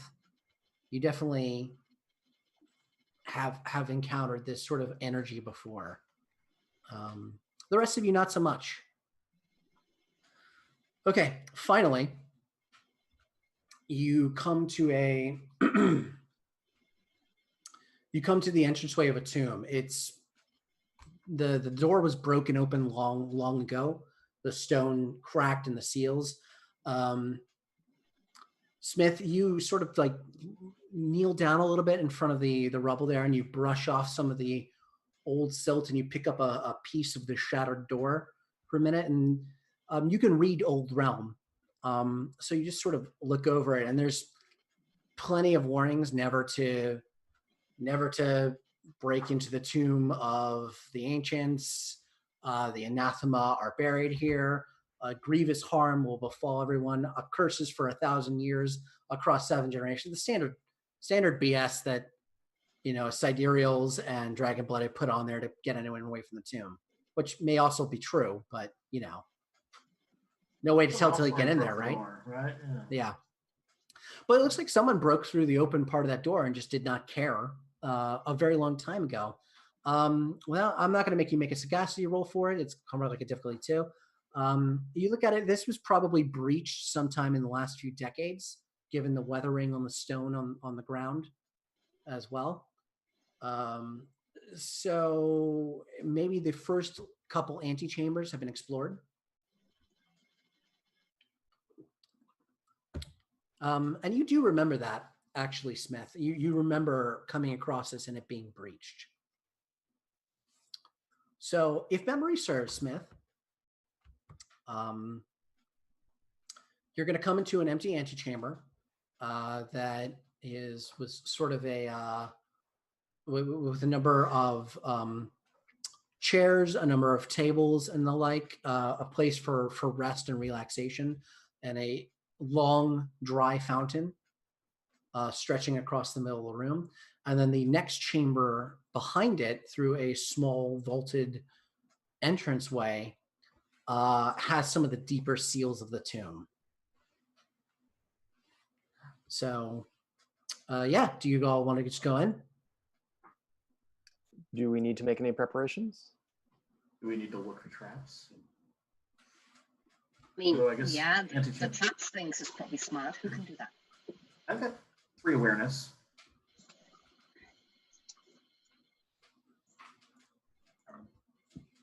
Okay. I have 5 awareness. I'm super aware. Is this my sheet? Yeah, it is. I'm very aware. You can both make awareness rolls. Yeah. But I'm also more cautious now that I have a pet monkey to take care of. Oh, so I'd say fortitude is more of that. It would be fortitude awareness. Yeah, I'm gonna do that. But I am gonna let Justice walk first this time. All right, Wait, Justice. I just put the monkey on my back. It's fine. Of course. 3. Okay. Steffi, what'd you get? Still counting. 6. 6. Okay.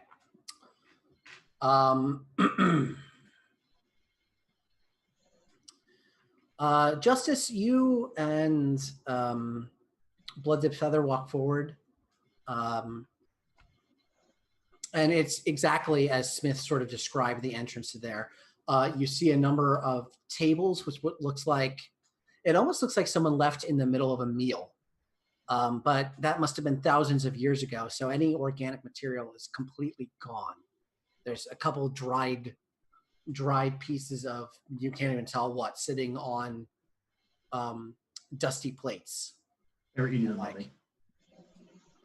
And you sort of look over there, and as Justice curiously picks up a jug of what may be wine on one of the tables, Blood-Dipped Feather, you suddenly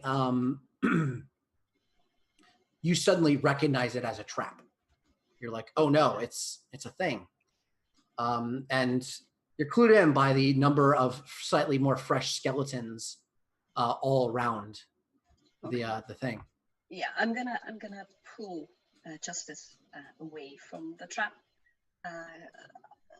I'm fine if I'm taking the brunt of it, but I know her body, so that any damage, whatever, is gonna just hit her face frontal and not on my back. Well, it's a good thing you're playing a wood aspect and you decided to go first, Feathered, because the small trick device inside the jug of wine poofs a bunch of spores into your face.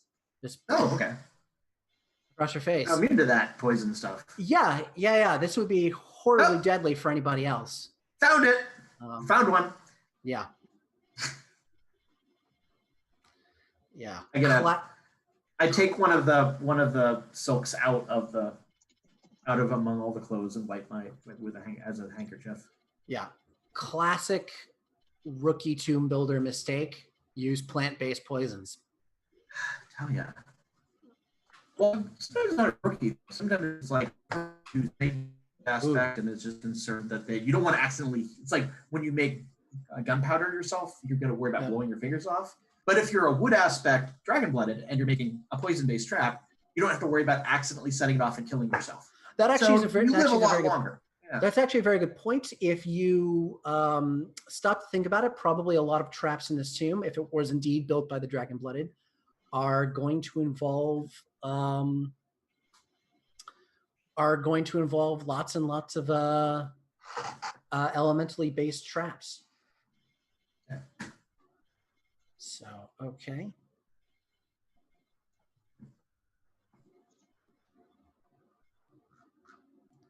So, all right.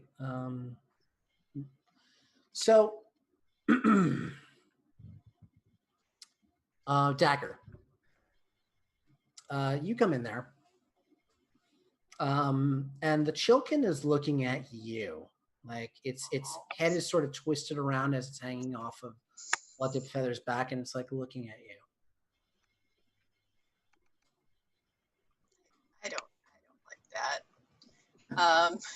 I'll sort of move to the side and see if it kind of follows me with its eyes. It does. It has featureless black eyes, and then it slowly stretches its mouth into a rictus grin. Nope. You're pretty sure that in some former lifetime that was probably comforting this small child, but millennia of disuse, and that's just creepy. Yep. I'm going to make myself busy with scouting ahead a little bit. I will sort of throw it a very small smile, like, we can be friends. Please don't kill me. And then. Okay, let's assume Dagger and Kaylin Smith go forward.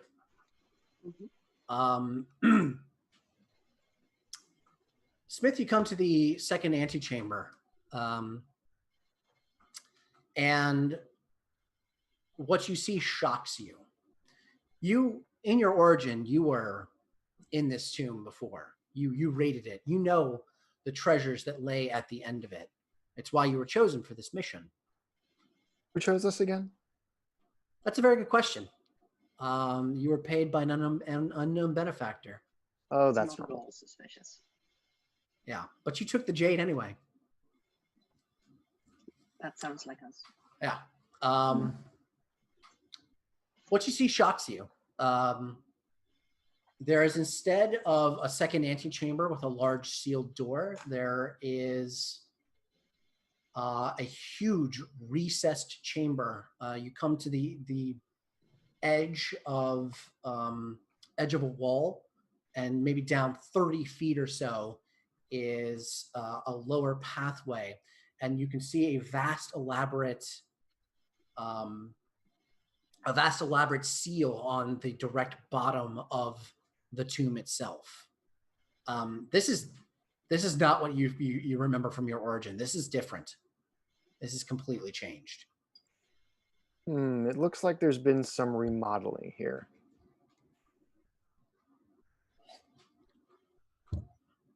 Well, I'll just hang out in the back. You guys go ahead.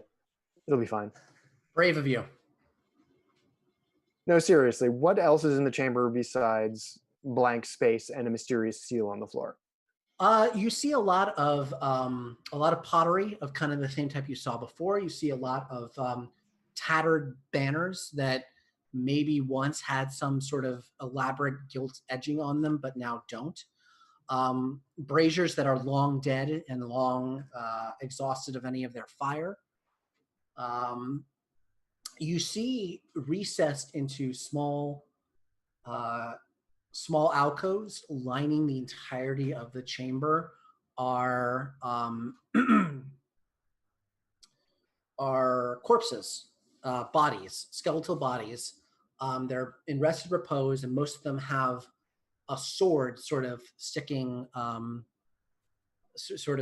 they're clutching a sword in their bony palms. It looks like most of them are wearing some sort of gold chased armor that has resisted a lot of the decay over the years. So they're still fairly well armed and armored. Possibly this was some sort of solar retinue or something like that was buried alongside its master and killed by the dragon-blooded.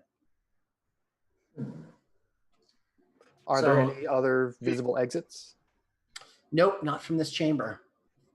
As a liminal, can I sense if they are properly dead or not entirely?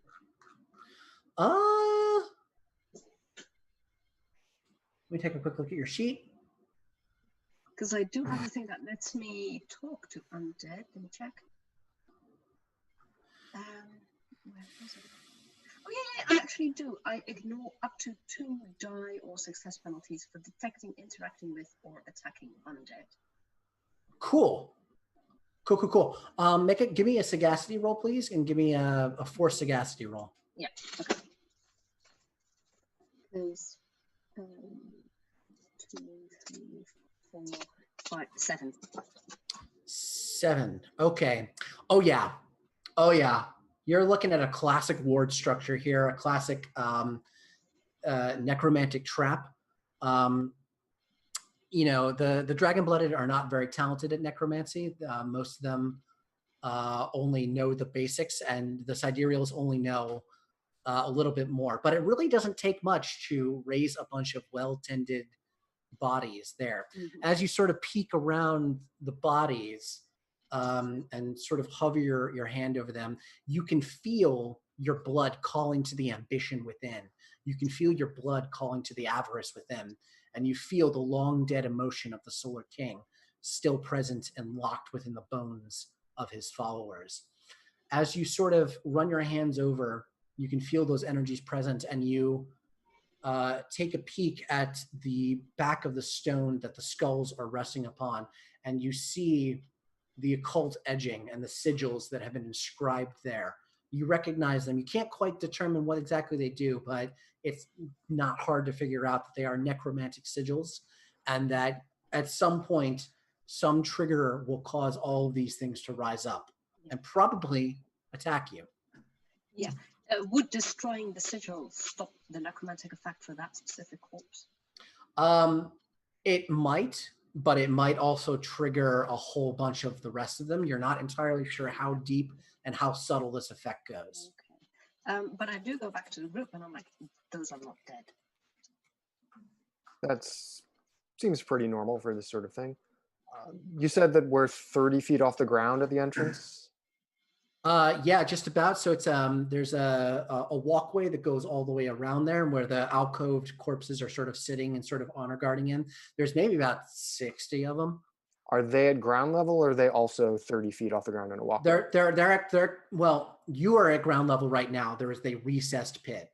So they're at ground level, and then the recessed pit is just kind of a flat plane of sand with a massive seal in the center. It was like 60 Wilhelm screams just waiting to happen. Yeah. It's probably best to fight them from the entrance. So you want to trigger them and then just battle your way through? Let them come to us. We don't have to fight, a few at a time that way. If they have all swords rather than bows or other ranged weapons, they are. I mean, are the ones on the opposite side armed differently, or are they all swords? Looks like they're mostly swords. They're mostly blades. Yeah, well. Okay, cool. The seal on the floor, does it look like there's any kind of mechanism attached to it. Like I'm sort of looking around for anything that looks, instead of magical, looks mechanical.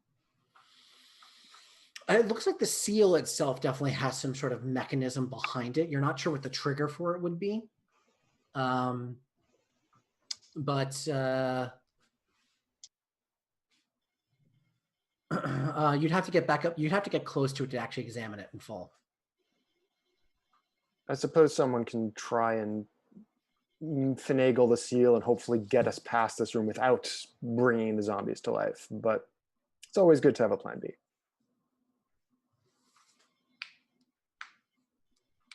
I can try if no one else wants to. Okay. Finagling the seal, what kind of a role would that be? Who do we think is good at it?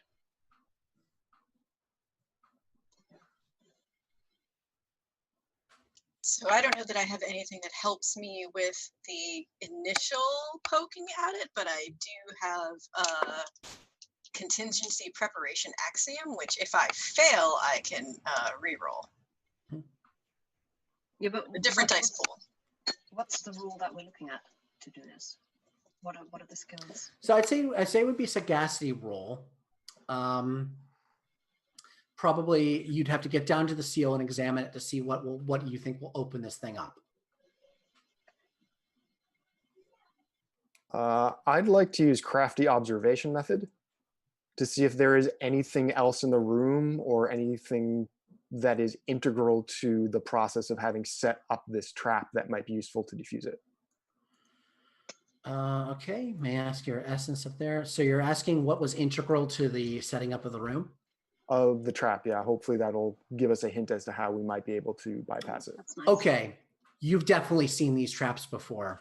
The solar tombs were mostly built to placate the hungry ghosts, the powerful hungry ghosts of the solars slain during the usurpation. That much you totally know. But you also are aware of the very intricate trap that was laid for the Solar Exalted by Racanthulio, your erstwhile mentor. Many of these tombs were constructed in such a way that they could be reopened by an enterprising solar if need be. And that they could, they responded positively to solar essence, usually yielding up some measure of their secrets there. They were done so as a cunning trap for many, many solars. Either they would be killed trying to get in there, or they would recover some minor artifact weapon that they once had and make themselves a target for the wild hunt thereby. So basically it was putting the lure in a place where most insiders could see it. But you know that thanks to the war in heaven going on, and you know that thanks to the solar exalted returning to creation, that system has broken down of watching these things closely. So you're probably okay right now. But you would need some sort of solar essence to make the seal react. Perhaps some sort of object that was associated with the children of the solars themselves? Yeah, perhaps some sort of object that has just absorbed a bit of solar energy just a little while ago. Wow, if only somebody had such an object. Are you going to sacrifice your creepy doll to No, open this tomb? I am not.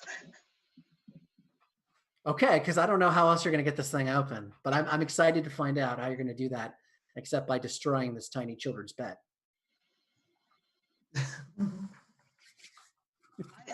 I'm gonna Winged just pretends like what monkey? Maybe if you just squeeze it, the solar essence will come out. Just hug it really tight. I am fairly convinced that it was either the solar energy or a combination of solar and death energy that reanimated it. So I'm not I'm not hugging the solar energy out of it, because that will destroy my monkey, who I love. Okay. Blood-Dip Feather and Kaylin Smith. Well, so you don't even, I'm not even gonna make you roll to get down the 30 feet or so. You're both exalts. You can both sort of like brace yourself on the wall and sort of get down there. You're both sort of crouched over the massive seal. It's about 10 foot. It's got about a 10-foot radius or so. It's intricately carved, and you can see that it's definitely, as Dagger said before, it looks like it's the top of a much larger mechanism that would simply open this thing up and really crack it open. You see in the center of the seal itself, there's a small recess, and since you're a incredibly careful and knowledgeable scavenger lord, Kaylin Smith, why don't you describe how you poke this thing and make it react somehow? How will you input the solar essence into this thing? Well, clearly, in this case, if Blood Dipped Wings wants to awaken the solar essence from her pet, Chucky, was it? I don't recall what the name was. Chilkin. Chilkin. What she needs to do is she needs to evoke the feelings within it that it associates with the solars and the solar children. So she needs to embrace it gently, stroke its fur, tell her that she's lonely and needs comfort, and evoke those feelings of warmth and need from it.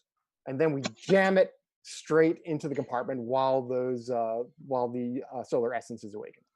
Cool. I want to roll sagacity because out of character, I'm fairly convinced that this is going to kill my monkey. But is that also what I think? I'm going to very casually get my bow ready. And I'm really, really committed to this question, so I'm going to activate my excellence. Okay.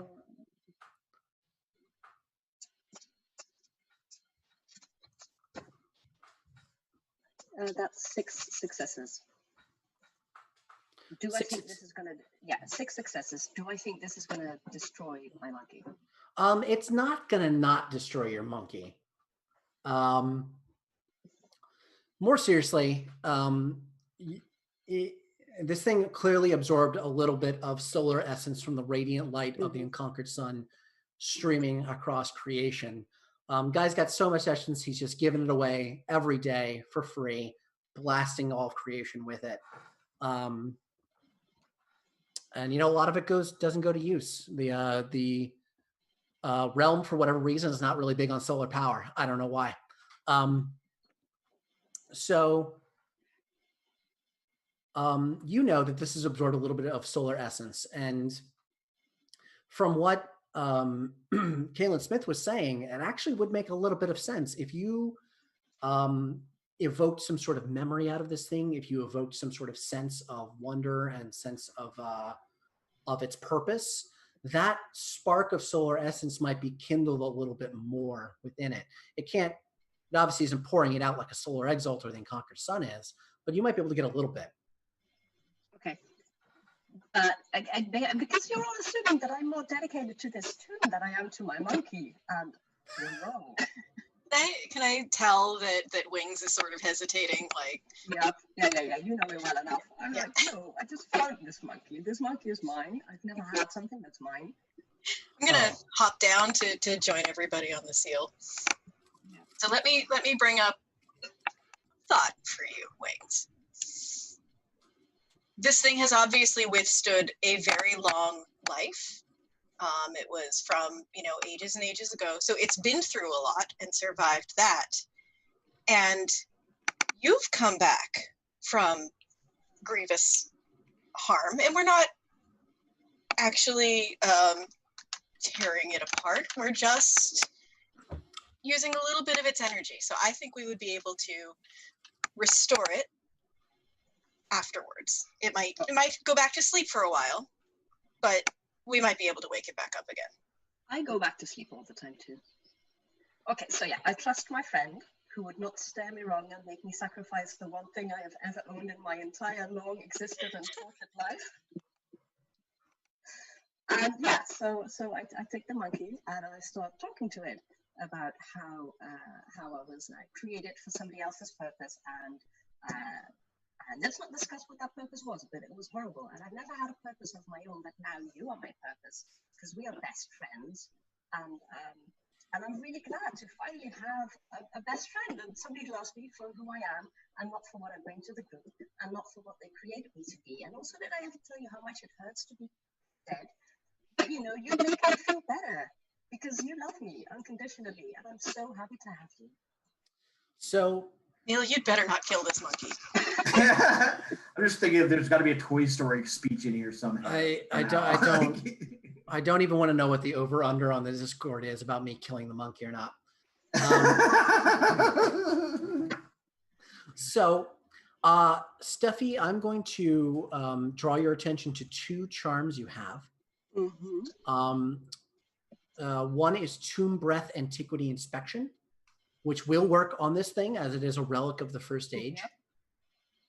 Yep. The other one's Honored Feet Memory, in case stuff starts going sideways around here. There's plenty of corpses to take body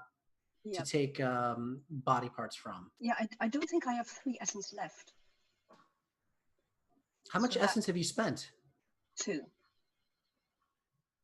And it says 3 on my character sheet. Oh, I'm sorry. No, you have essence 3. You have 10 motes. My apologies. Okay. You spent motes of essence. Yep. Okay. So yeah, then I've got left. So yeah, I could do that. But for now, we're trying to unlock the seal. Yep. Do I think opening the seal is just going to animate all of these corpses? Spend the mote. Yes, it absolutely will. That's part of the trap of the thing. I'm going to spend 2 modes first to activate Beowulf meat casement. And what happens is that all of my meat just withdraws into my body, and all of my muscles and tendons come out and form this almost chitinous, fleshy-like armor around me. And I do tell everyone, I think this is about to go sideways once I tell the monkey to. So if you want to prepare, do that. As your beloved companion turns into a monstrous horror before you, seriously, you can hear her tendons. Yeah, if you all want to take a battle stance, this is probably a good time to do it. Yeah. Okay. Up comes the whip. And then I aim the monkey's gemstone to the seal. Okay. Give me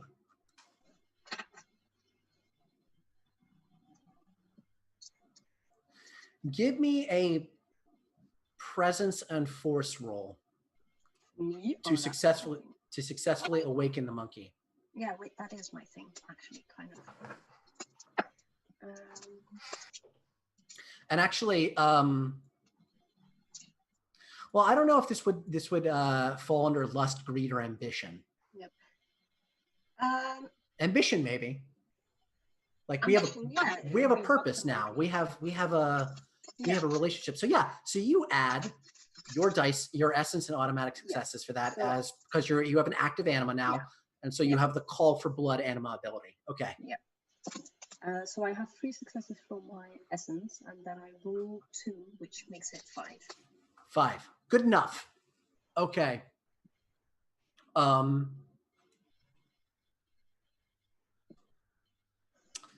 Yes. The glittering sapphire on its brow starts sparkling as if there were sunlight in here and casting faint rays all across the bottom of the tomb. You see a formless, inky blackness start to seep out the edges of its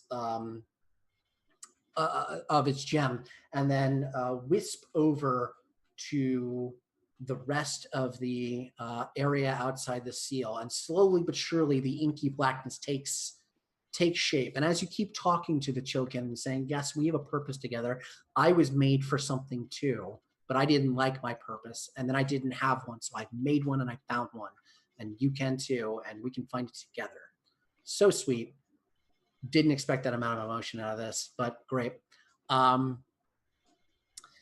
you start seeing a little bit about the Chilkin's history as your memory and your liminal essence kind of kicks in a little bit, and you can see it playing with the Chilkin itself playing with a child, and you can see the child growing older and older, and then the horror, which we will not discuss, of the child's death and the Chilkin's abandonment for thousands of years. But now it feels good, and the gem sparkles more and more, and a small faint rays of sunlight emanate from it.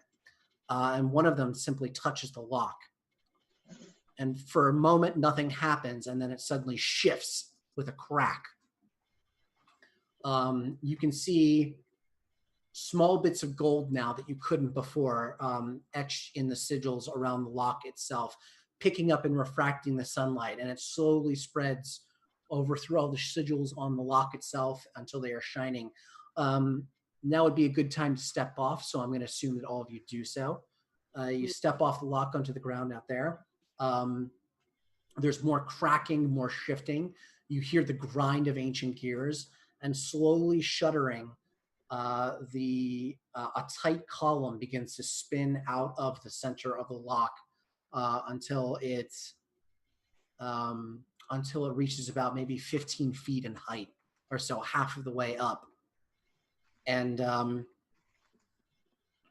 inside the spinning column, as you see it, you see books and treasured items and mementos and various things, many of which have long away rotted to uselessness. But you do see a number of, for example, thaumaturgy talismans of the same type that you're sort of carrying around right now. You see various other items here and there. And finally, as the column comes to rest, you see an alcove wearing the same kind of gold-chased armor as the corpses, but far more innate, far heavier, is a skeleton. And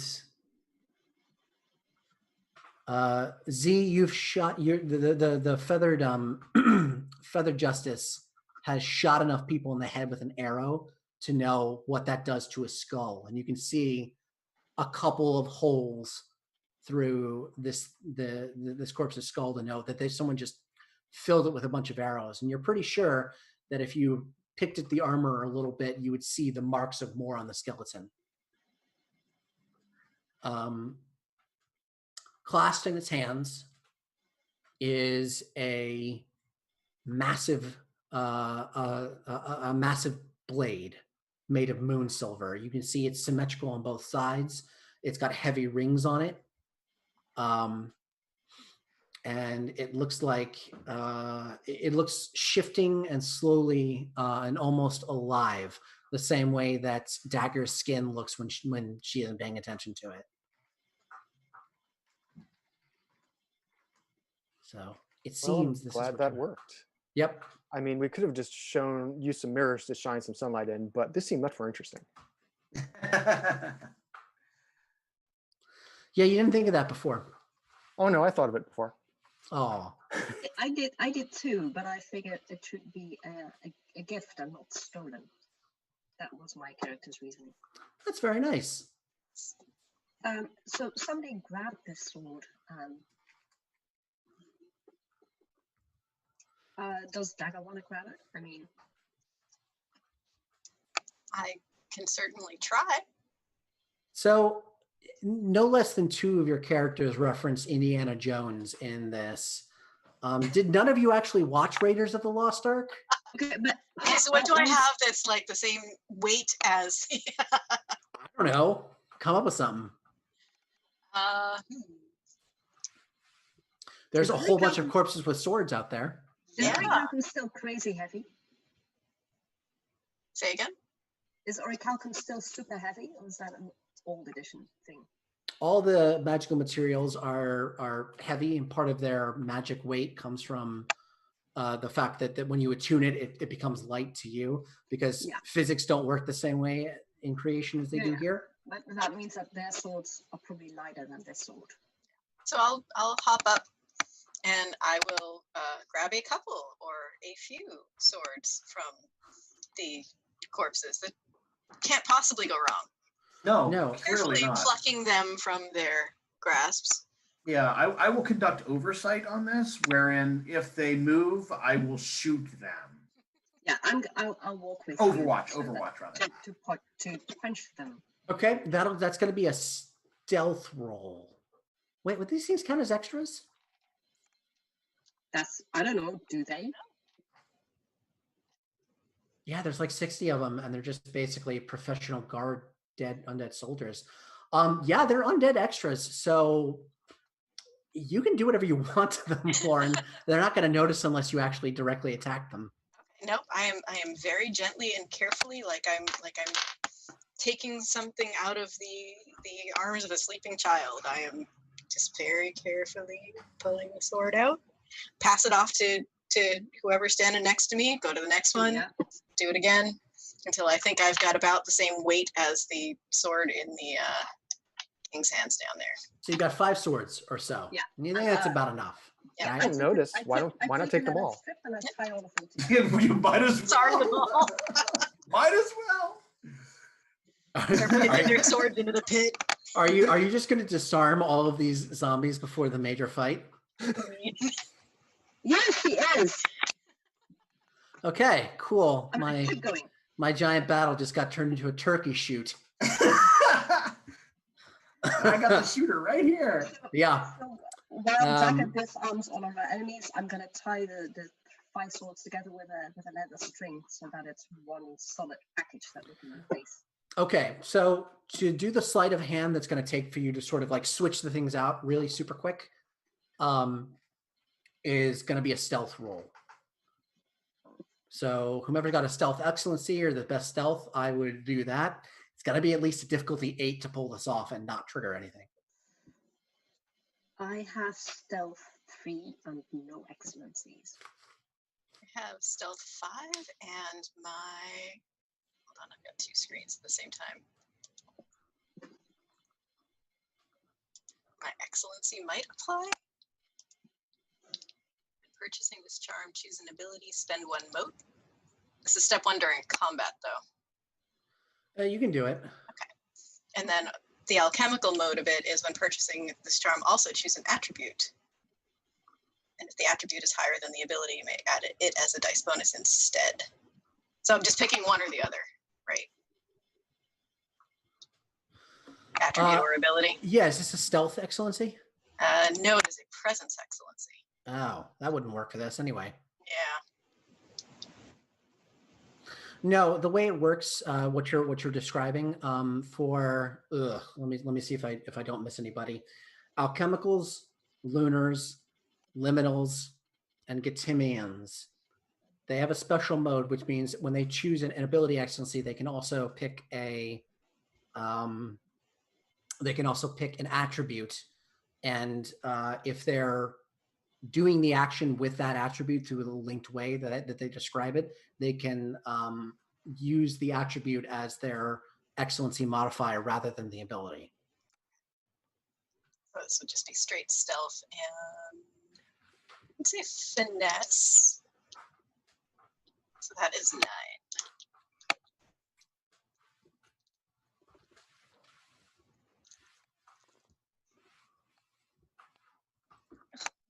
A whopping 2. Yeah, okay. No.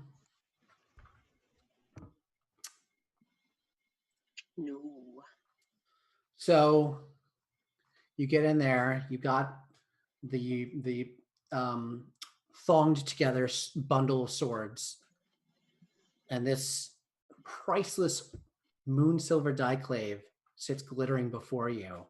Definitely doing the indie thing of that, Yeah. kind of like the preparatory, like, hey, I'm gonna do it. Like, You snatch it real quick. And you brush across your chin for a second. You're like, okay.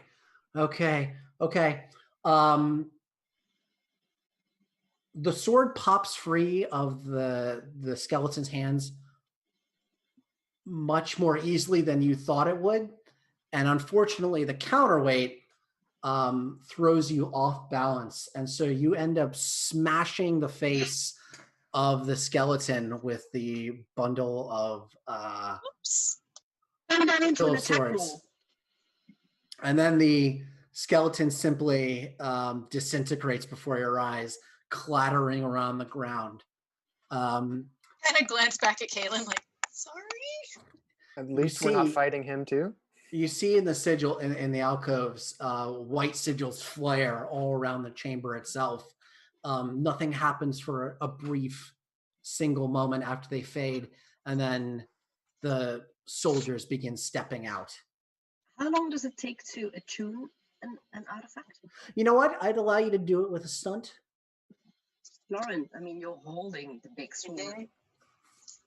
I will hold the sword in my hands and just kind of test the weight of it and give it like a couple of swings around to make my arms calibrate to the way that it's balanced, and sort of channel my essence through it. And I'm thinking of it as an extension of myself.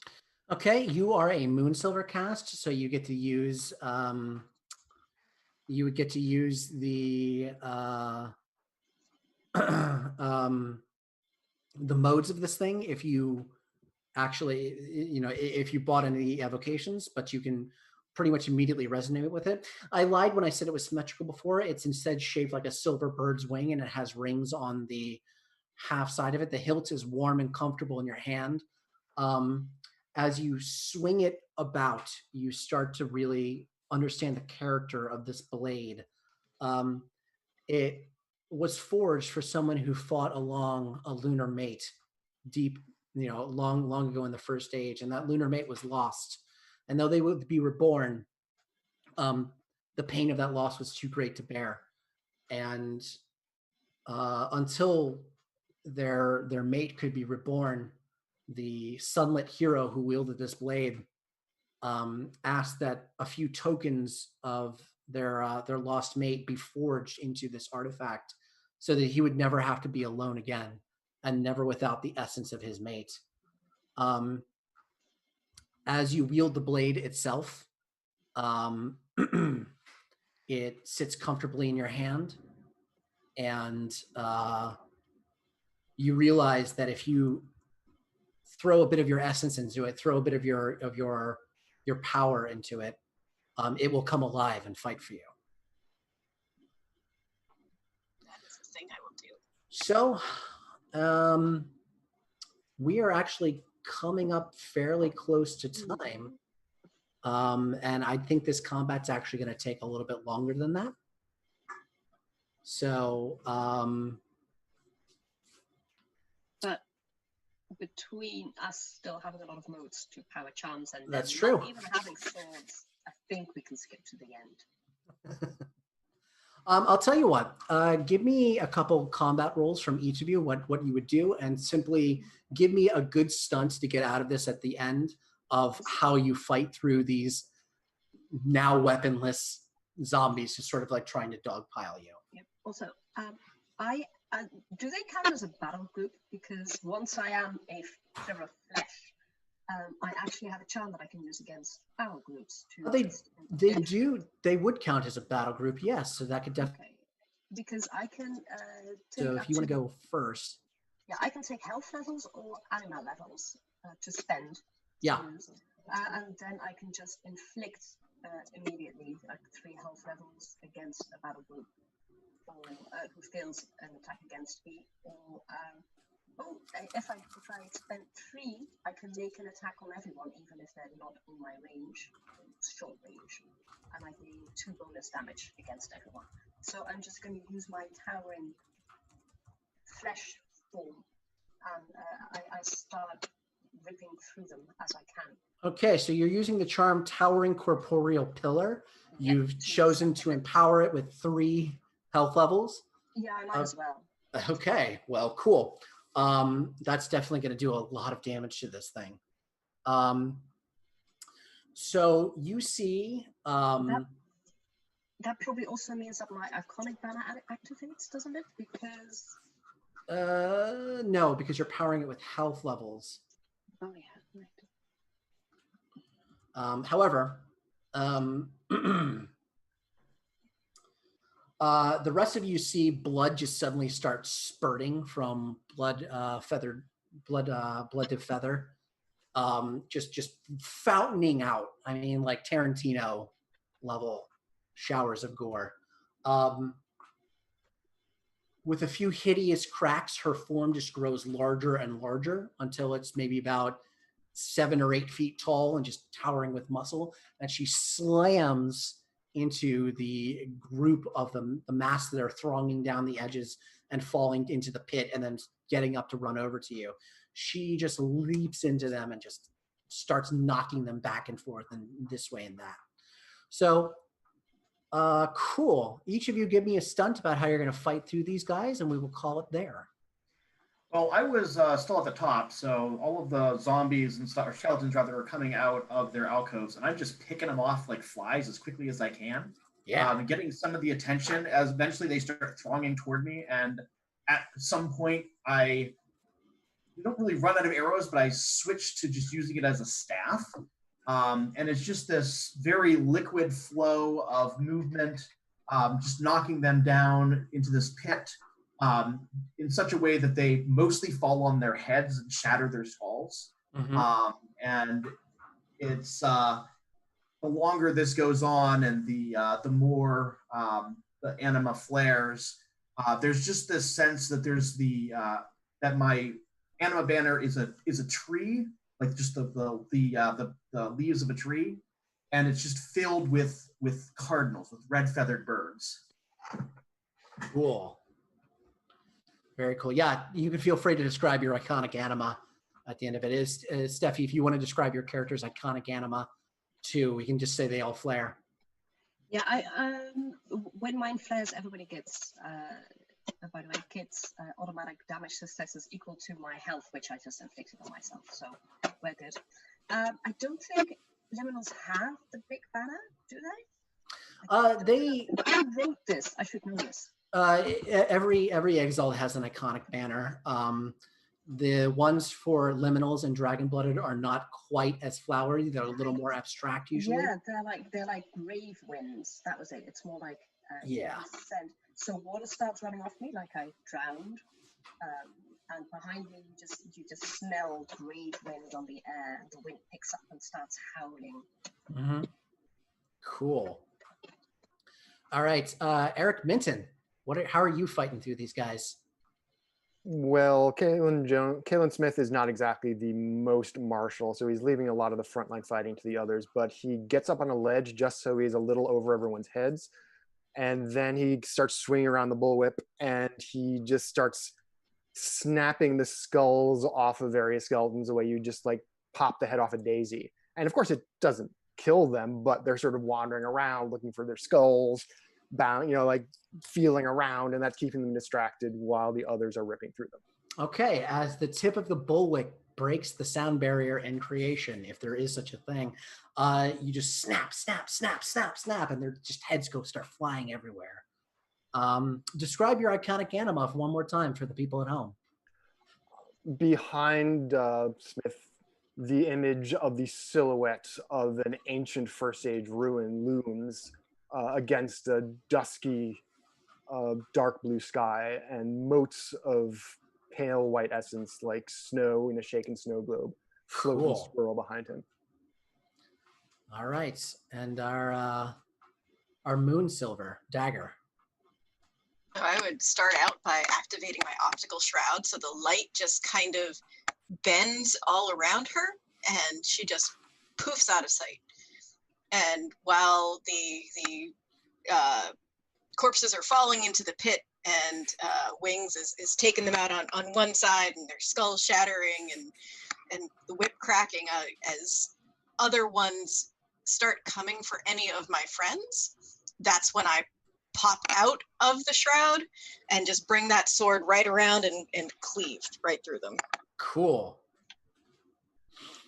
Yeah, at a certain point you can you fling the sword into the air, and it gets a life of its own, starts slicing through the enemies itself. So all right, in short order, you have just destroyed everything in this tomb. and recovered the artifact that you sought. Were there any other artifacts now that we're here? As you start to examine, the rest of the tomb, you become very aware of some commotion outside. As Dagger waits for her anima to calm down slightly and just sort of like sneaks around and peeks around a little bit, you see that there is a sizable contingent of that bandit army that has approached the tomb and followed your tracks here. Okay, so during combat, because the meat casement thing gives me soak and hardness, so during the combat I did the Wolverine thing, like I don't dodge, I don't do fancy, I just stand there and I smash things as they come at me, because what are they gonna do? Yeah. We don't even have swords. So I'm this meat tower on top of a pillar of dead things, and they come in and I just look at them and I'm like, really? You want to do this? Yeah, I'm not going to make you roll for that. You have successfully intimidated the crap out of a bandit army by being a tower of meat and death. Yep. Okay. This is not a good day for you. Okay.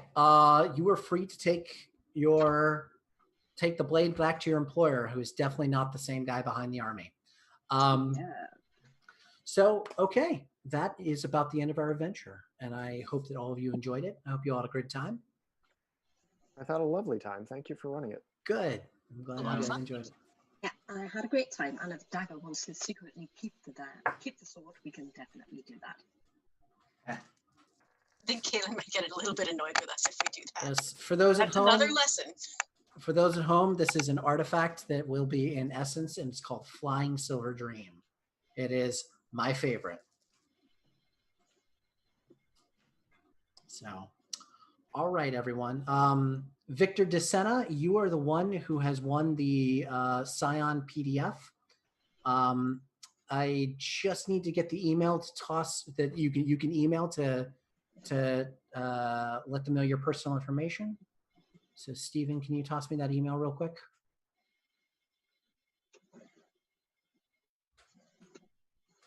Hang on just a second. I'm just waiting for it. Yep, there we go. That's what it is. It's Victor, if you just email vorpaltales@gmail.com, they'll be able to get you hooked up with a free Scion Origin PDF. So, okay, everyone, thanks for playing. Everyone out there, thanks for listening. And that bring us to the end of our adventure. Thank you for being here with this Exalted Essence playtest. Thanks, everybody. Bye-bye. Bye.